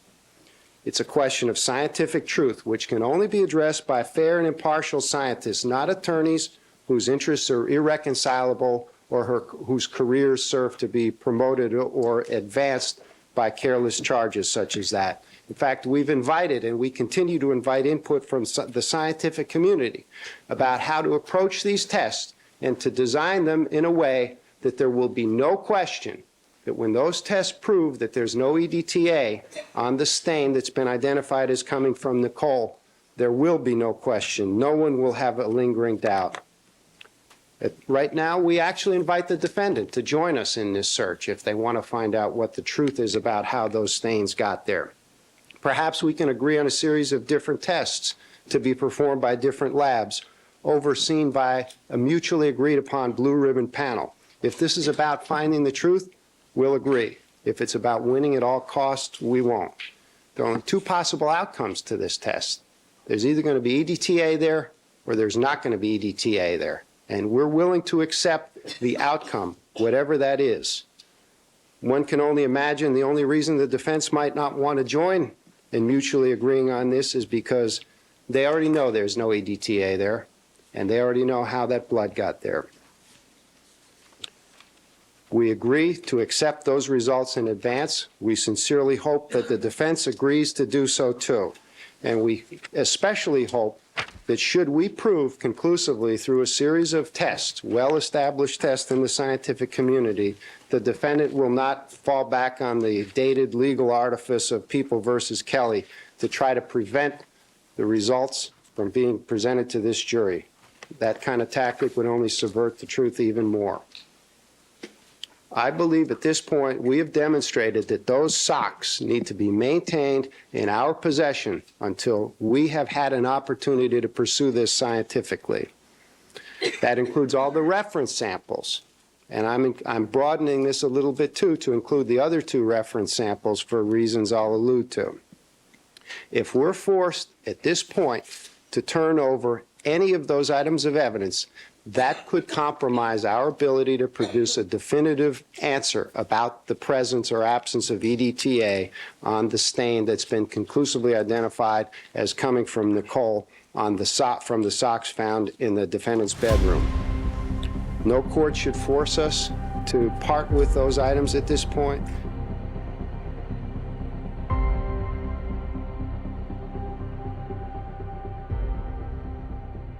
In Mr. Detective Van Adder's pocket, going to another side of town, and he never pointed out what stains might have been polluted or planted by Detective Van Adder. There's a reason he didn't do that, but that specter, that image is still floating around of Van Adder driving across town rather than taking the short route. There's a reason that he wasn't specific. And that is because all those evidence stains were collected before the reference sample had been obtained from Mr. Simpson.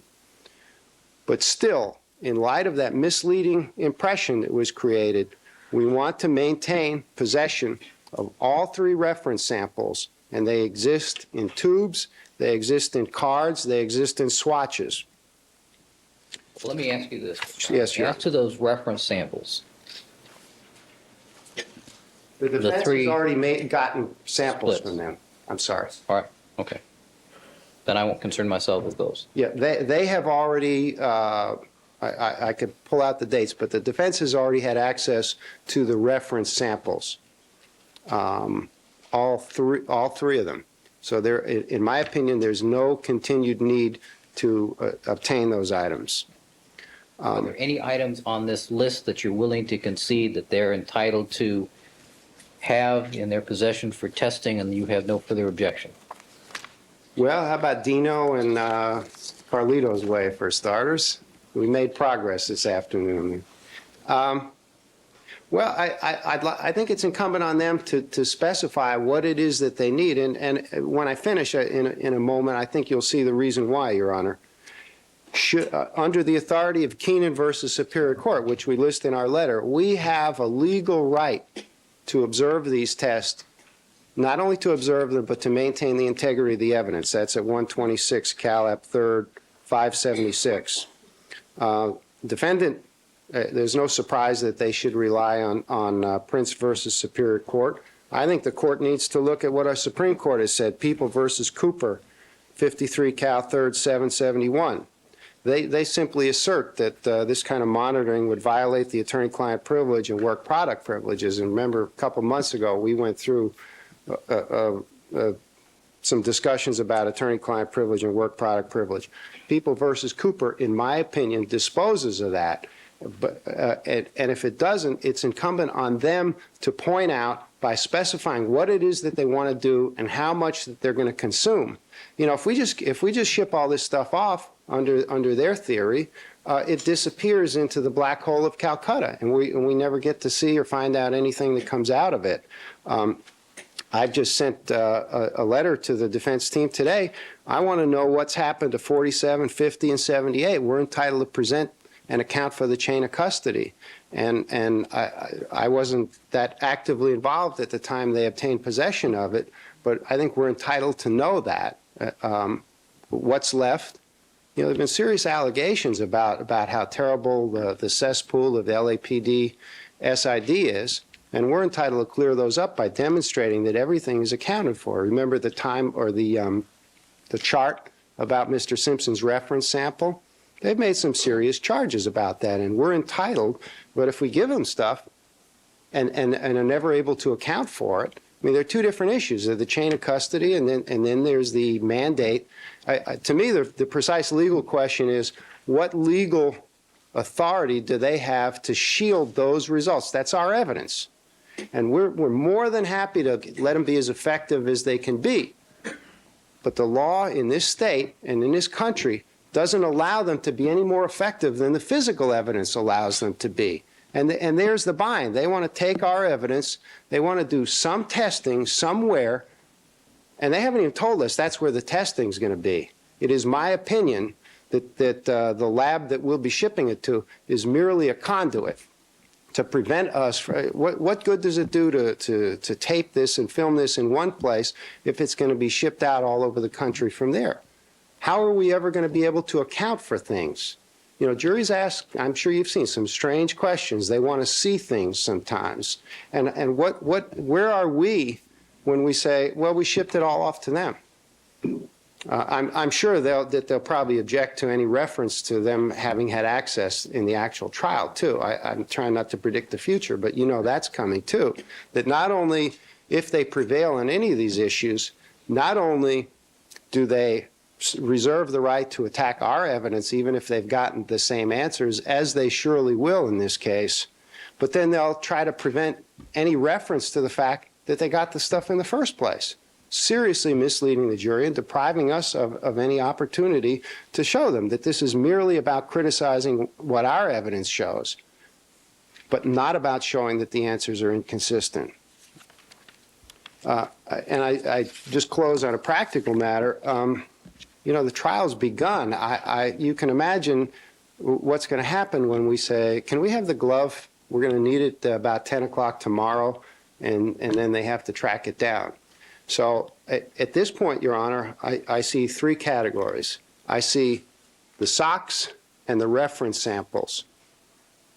I see all the items of biological evidence that we may intend to pursue once we pursue the question on the sock, the question of, is there any EDTA in any of the samples that we've associated with Mr. Simpson? And what's interesting, there aren't that many samples that we've associated with Mr. Simpson, except that have a purely sinister implication to them, except for the crime scene drops. There's blood in his Bronco. There's blood at his house. And there's also his blood, which has been identified on those very same socks, too.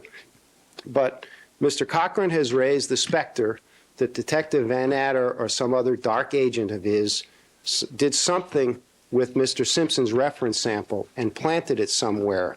And depending on how the first set of EDTA tests are done, and I can't even give you a timetable on that, Your Honor. We've been making many phone calls since Mr. Cochran made that announcement to the world the other day.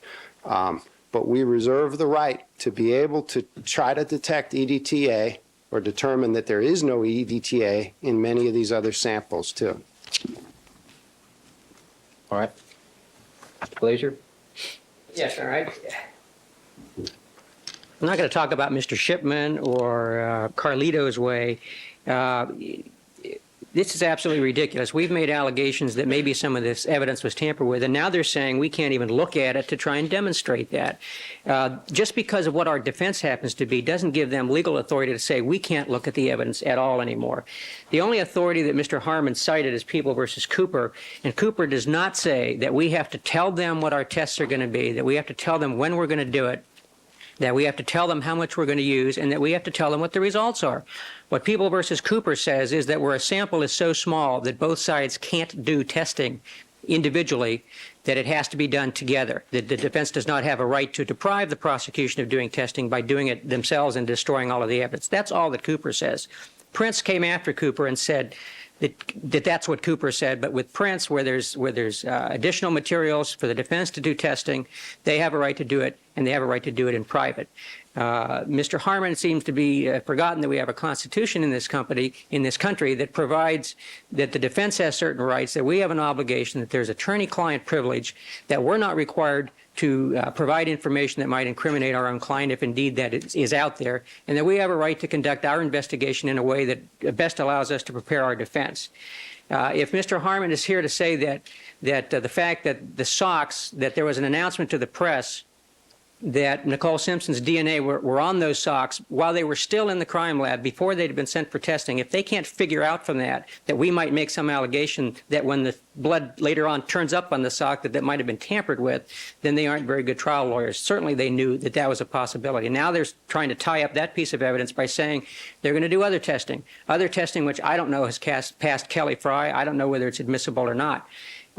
They want to tie that up now so that we can't look at that. With respect to the items that they did tell us that they were still doing some testing on, we have no objection to letting them finish that and then have us look at it. The reference samples, we are interested in examining the tubes. If there was tampering with the tubes, we want to look at the tubes and the labels. We're not so concerned about the blood that's on the inside, but on the manner in which it's been preserved in the tubes and in the envelope, and that's what we would like to inspect with those things. Mr. Conklin pointed out in his opening statement that there had been some conventional serology done on those socks. It was the fact that it was announced that there was DNA testing that had been completed when they had never been sent to the lab that we felt was suspicious and is part of our defense and certainly is a legitimate part of our defense. I would just close by saying that if the only authority Mr. Harmon has is Cooper, it doesn't support what he has told this court that it says. It does not say that we have to tell them what we're going to do, how much we're going to use, where we're going to do it, and how we're going to do it. We apparently offered to have Drs. Wolf, Baden, and Lee assist the prosecution's experts in conducting tests early on. They were not particularly interested in that. And now we have a right to do the testing ourselves so that we can prepare our defense. Why do we have to do this examination and split in New York? Why can't you have your people come here, do the physical examination, take whatever splits are agreed upon by both sides here, and then transport on your own those splits for testing? Some of the examinations that we want to do are probably going to be microscopic examinations of items to determine whether we need to do any testing. That is done in our lab by our people with their equipment. We have no objection to them watching that so that they see what's done. But in our view, it's unreasonable to require all of those people to come back here not knowing what equipment they might have available to them, not knowing whether they're going to have access to the equipment, not knowing how much time they're going to have. We think it's far more reasonable that they be allowed to examine it in their own setting, and we do not have any intention of shipping this stuff all over the country. They're going to be there. They're going to see what we do with it. They're going to see us take splits. They're just not going to see what kind of testing we might do with those splits. Well, here's the problem. I mean, we're here, we're in trial. I'm told that the people's opening regarding the domestic violence issues will probably conclude in a week or so, and that we will go into physical evidence. They're going to start wanting to present some of this physical evidence. How can I justify, you say it's reasonable, how can I reasonably allow you to take all this evidence to New York when we're in trial here and one of the parties wants to present it? Well, first of all, we have no objection to them specifying which particular items they're actually going to use, and we'll do those first and get them back as quickly as possible. There are pictures of all of these things. Pictures can be used until the items come back, but I think the number of items that they actually intend to introduce physical pieces of evidence, I think, are relatively small. Much of what we've asked for are things that they feel are unimportant. They haven't even done testing on some of this stuff. So we have no objection to examining things in an order in which we can get them back as quickly as possible so that they can be used for whatever purpose they want to use them. All right. All right, counsel, I'm going to want from both sides on Monday morning a list of these items as to what it is, where it is, what type of testing the prosecution wants to subject these to and why. Or I can figure out the why. And I'll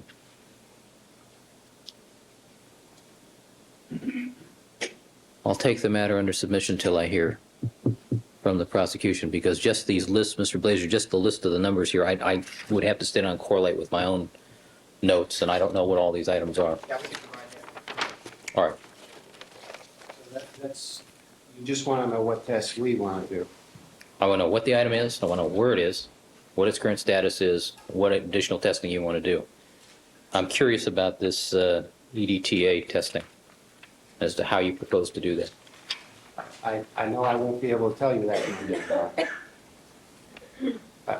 I mean, we've only had 4 days for a commitment that this is what the defense would show. And so I can't tell you where the tests will be done because we're still... No, I'm just curious as to what kind of test we're talking about here. Oh, I'm sorry. Because, I mean, I need to know what type of test so I know logistically, I mean, are we going to have to, is the only place that you can do this somewhere in Virginia, or is it something we can do locally here? Is it something that one of our local universities could do? Well, we want to try to get away from Los Angeles because of the charges Mr. Cochran's made for obvious reasons, that not that we believe them, but for obvious reasons that we'll invite the court to even contribute. If you have some labs you want to suggest, it can be there are a variety of tests that can be done in a number of places. So No, I'm just curious as to how we test for EDTA. Sure. And the samples, what type of test it is, how long does it take? The phones are probably ringing right now. Who does it? Sure. Just curious. Okay. Okay. All right, thank you, counsel. All right, anything else? All right, let's have the jury.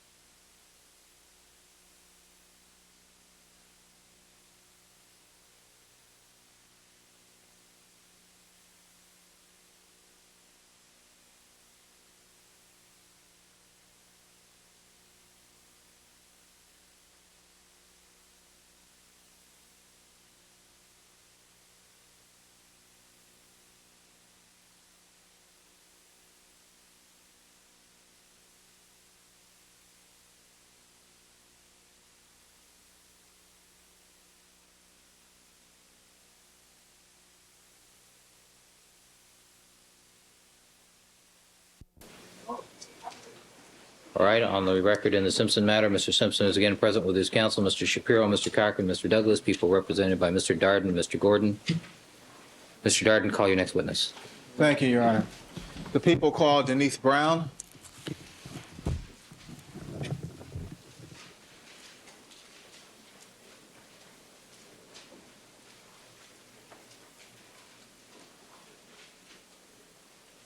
Right hand, please. Do you solemnly swear that the testimony you may give in the cause now pending before this court shall be the truth, the whole truth, and nothing but the truth, so help you God? I do. Please have a seat on the witness stand. State and spell your first and last name for the record. Denise Brown, DenisBrown. Thanks. All right, Ms. Brown, would you pull the microphone over towards you, please? I good? Yeah. Okay. Great, thank you. Mr. Darden. Thank you, Your Honor. Good afternoon.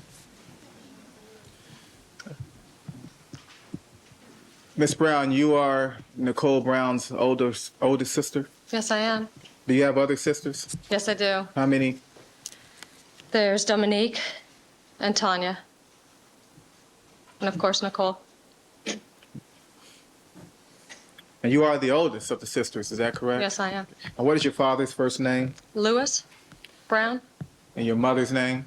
Judita Brown. And where does your family reside? We're in Dana Point, California. Now, if you're the oldest of the sisters, who was directly beneath you? Nicole was. And who was beneath her? Dominique. And who was the youngest? And then Tanya.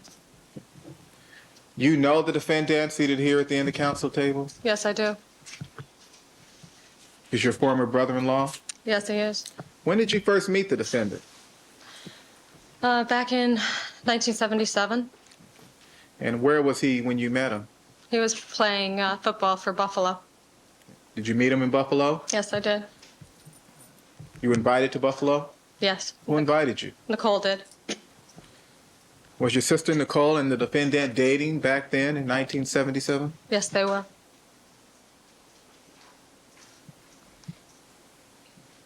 And you went there to Buffalo. She asked us to come up, Dominique and I. So your sister Dominique also went to Buffalo? Yes. Was the defendant married at that time? Yes, he was. And who was he married to, if you know? A lady by the name of Marguerite Simpson.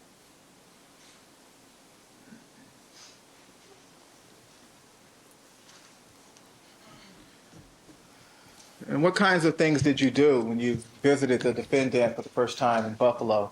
We went to a football game. Did both your sisters also go to the football game? Yes, they did. That would be Dominique and Nicole. And Nicole. And was it a Buffalo Bills football game? Yes, it was. Did the defendant play in that game? But he was on the sideline. I don't know if he actually played. I don't remember. And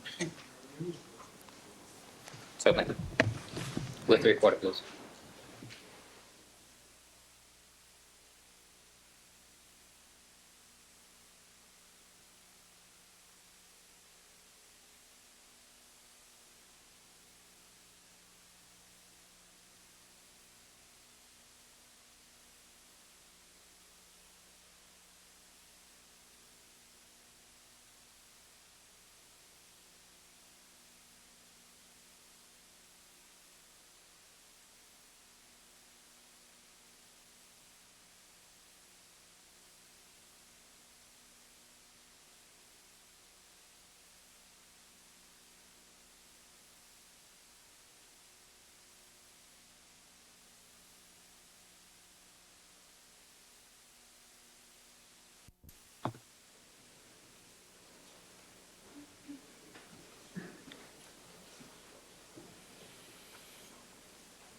All right, thank you, counsel. Mr. Darden, you may continue. thank you, Your Honor. Both you and your two sisters watched the game that day, is that correct? Yes, we did. And after the game, did you go to the defendant's house? Yes, we did. All three of you? You and Yeah. both your two sisters? Yes. Did anything unusual happen at the football game? Actually, no. A friend of OJ's was there. He came over and said hello to us. And Nicole said hello, kissed him on both cheeks. I said hello. She introduced me to him. And that was it. What was that person's name? Michael Militello. Yeah, may I just... let me ask you to speak to the microphone. Okay. Is that the first time you met Michael Militello? Yes, it is. I don't know. Millillo. Millittello. Does that sound about right? Probably.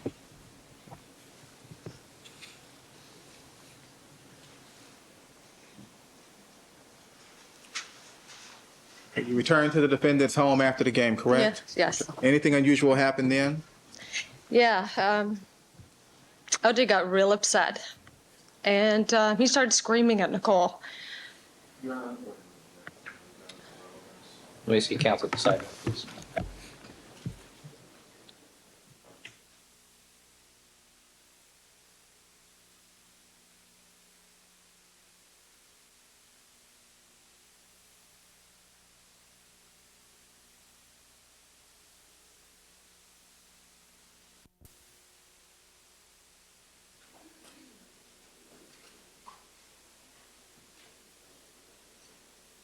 All right, thank you, counsel. Ladies and gentlemen of the jury, you are to disregard, I am striking from the record the last question and answer. You are to disregard that, treat it as though you had never heard it. Mr. Darden. Okay, Ms. Brown, we're not going to talk about anything that occurred between 1977 and December 31, 1984. Understand that? Okay. Sure.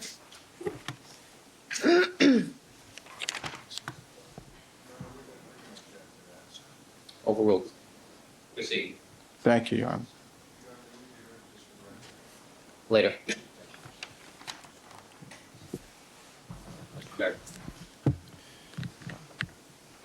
Ms. Brown, your sister Nicole married the defendant in February 1985. Yes, she did. Okay. Did you attend the wedding? Yes, I did. I was the maid of honor. Do you have a half-sister named Wendy? Yes, I do. And where was she living in 1987 and 1988? Wendy? Yes. In Arizona. Was there an occasion during that time period in which she came from Arizona to your family's home in Laguna Beach on vacation? Yes, she did. And did she bring someone with her? A girlfriend of hers who was also living there. Okay. And what is the girlfriend's name? Juliana Hendricks.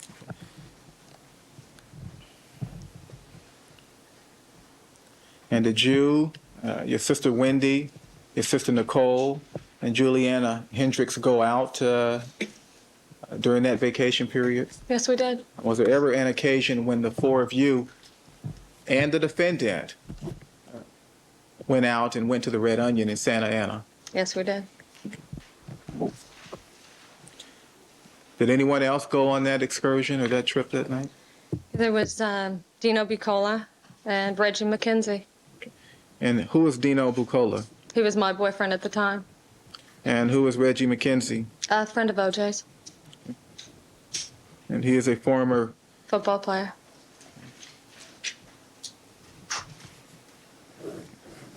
And was there some plan or agreement amongst the group to meet at a certain location and at a certain time? We were going to go and meet OJ. And we were running a little late. And we got there. And he got upset. But that blew over. And then we continued on. Went to the club. So when you arrived late, the defendant got a little upset, you say? Yeah. Okay. He was annoyed with us, yeah, for being late. Okay, now it was you, Nicole, Wendy, and Julianne? Right. Okay. And then the group went out, is that correct? Right. Did you all go out in one car? Oh, there were a couple of cars. Okay. And who owned the two cars that you used to go out in that night? I think that night it was OJ's car. And I'm not sure who else was driving or who else's car it was. Okay. Did you go to the Red Onion? Yes, we did. Is there a bar in the Red Onion? Yes. Okay. And did you have something to drink? Yes, I did. Really? What did you drink? That we were all doing shots of tequila. The defendant was doing shots of tequila? Yes. Was Nicole doing shots of tequila? Yes. Julianne drink tequila? I think she may have. I'm not sure. But I know that we were. How about Reggie McKenzie? Did he drink shots of Yeah. tequila? Yeah, he did too. Now, were there other persons or patrons in the bar? Oh, it was packed. There was lots of people there. And did some of those patrons recognize the defendant? Yeah, he always gets recognized wherever he goes. And did people walk up to the defendant and talk to him? Oh, sure. Did he sign autographs? I don't know if he signed autographs that night, but he's friendly to people. He shakes hands. Did people in the bar buy him anything? Oh, they could have. I think the bartenders, they had given him shots of tequila and things like that. Sure. I mean, that happens when he goes out. So the drinks were free? I'm not saying all of them were. I'm not sure, but people do tend to buy him drinks and they were buying us drinks too because we were with him. And did you see the defendant drink shots of tequila? Mm-hmm. Yes. Okay.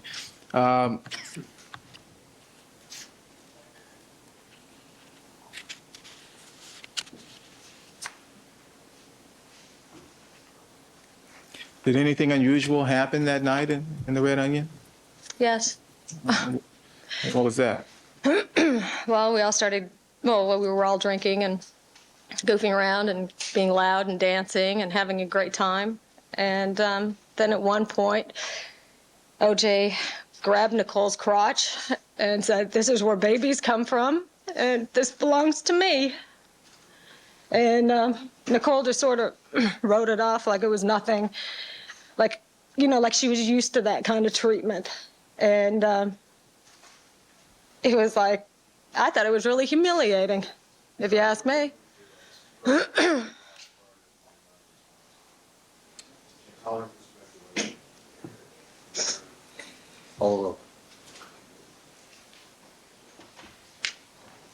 And when he grabbed your sister's crotch and said, "This is where babies come from," is that what he said? This is where babies come from, and this belongs to me, and this is mine. And when he said this, and when he grabbed her in the crotch, were there people around? Oh, yeah, the bar was packed. Strangers? Yeah. Yeah, he was talking to the strangers. Did your sister Nicole react to this at all? She just kind of wrote it off and just, shrugged her shoulders.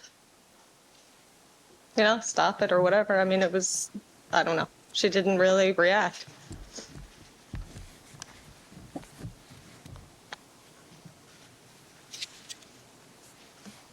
Thanks.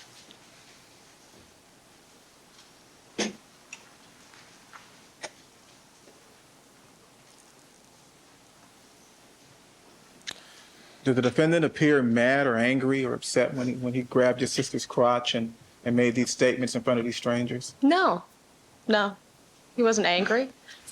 It was his. That's the way he just the way he acted, the way it was like, this belongs to me, this is mine. He wasn't angry when he said it. He just made it a point. He wanted it to be known. But that was his. Was she wearing a dress or was she wearing pants, if you recall? Oh, I don't remember.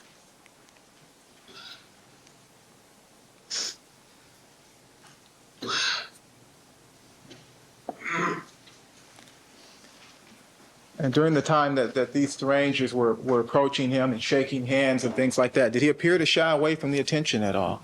Oh, no. No, not at all. He loves the attention. He loves it. He's got a big ego. It feeds his ego. Yes, please.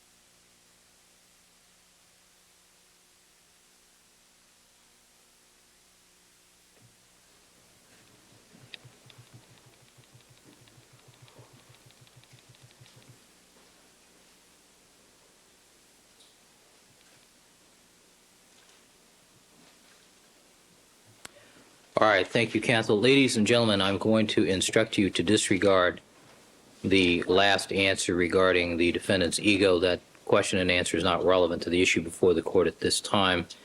And Ms. Brown, if I can ask you, would you please listen carefully to the question that the attorneys asked of you? And if you would answer just the precise question that they asked you, this will go a lot easier. Okay. All right, thank you. Sure. Mr. Darden.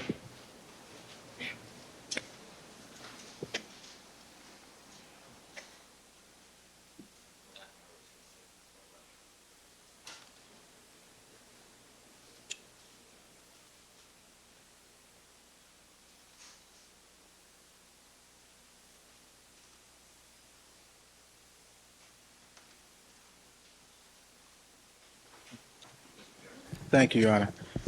You okay, Ms. Brown? Yeah. Let me direct your attention to the La Cantina restaurant. Okay? Okay. Are you acquainted with someone by the name of Ed McCabe? Yes, I was. This is someone you've known over the last decade or so? I've known Ed for a while. I used to date him. And when did you stop dating Ed McCabe? Oh, I think we may have gone out for a year or two, maybe 2 years. You still speak to Ed McCabe? Not too often. Okay. And in what city and state does he live? He's in New York. You recall an occasion when you and Ed McCabe and Nicole and the defendant went out to dinner? Yes, I do.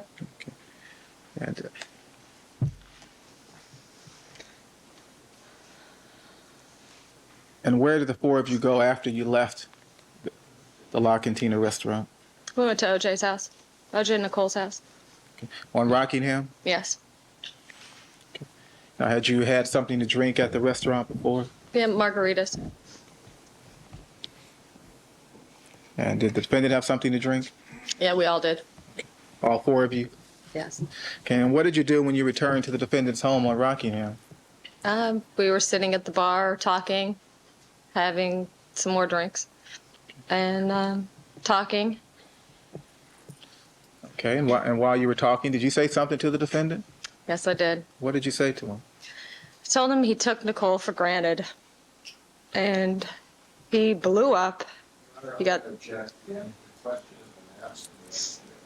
Right. Ms. Brown, if you would, don't volunteer anything beyond the actual question, please. Okay. Thank you. Mr. Darden. You told the defendant that he took Nicole for granted? Yes, Why did you tell him that? because she did everything. Sustain.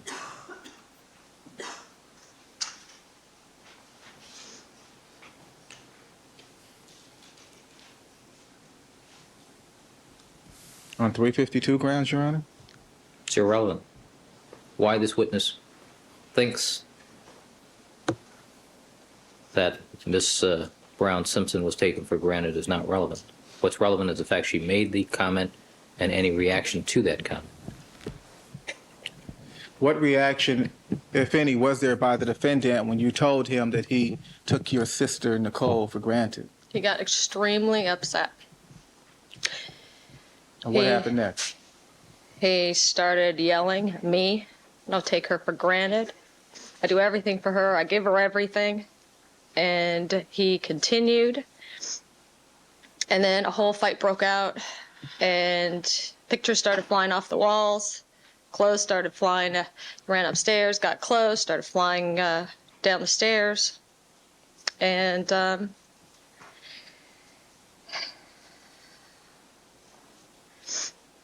grabbed Nicole, told her to get out of his house, wanted us all out of his house.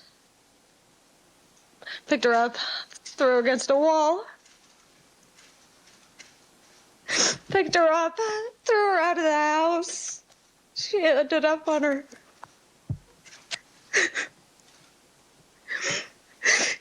She ended up falling. She ended up on her elbows and on her butt. Then he threw Ed McCabe out. We were all sitting there screaming and crying. And then he grabbed me and threw me out of the house.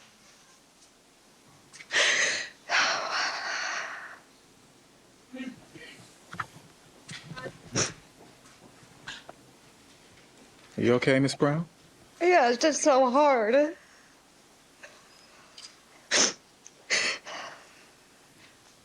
That'll be fine.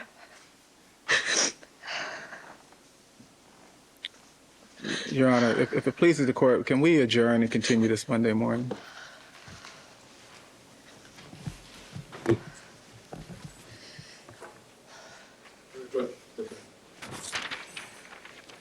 Your Honor, the court instructed to assist Ms. Brown if she needs assistance. No. Yes. All right. Ladies and gentlemen, we're going to take our recess for the afternoon. Ms. Brown, if you just stay there for just a second. We're going to take our recess for the afternoon. Please remember my admonition to you. Don't discuss this case amongst yourselves. Don't form any opinions about the case. Don't allow anybody to speak to you about the case or speak to anybody else about it. Do not conduct any deliberations till the matter has been submitted to you. I'll see you back here Monday morning, 9 o'clock. Have a nice weekend.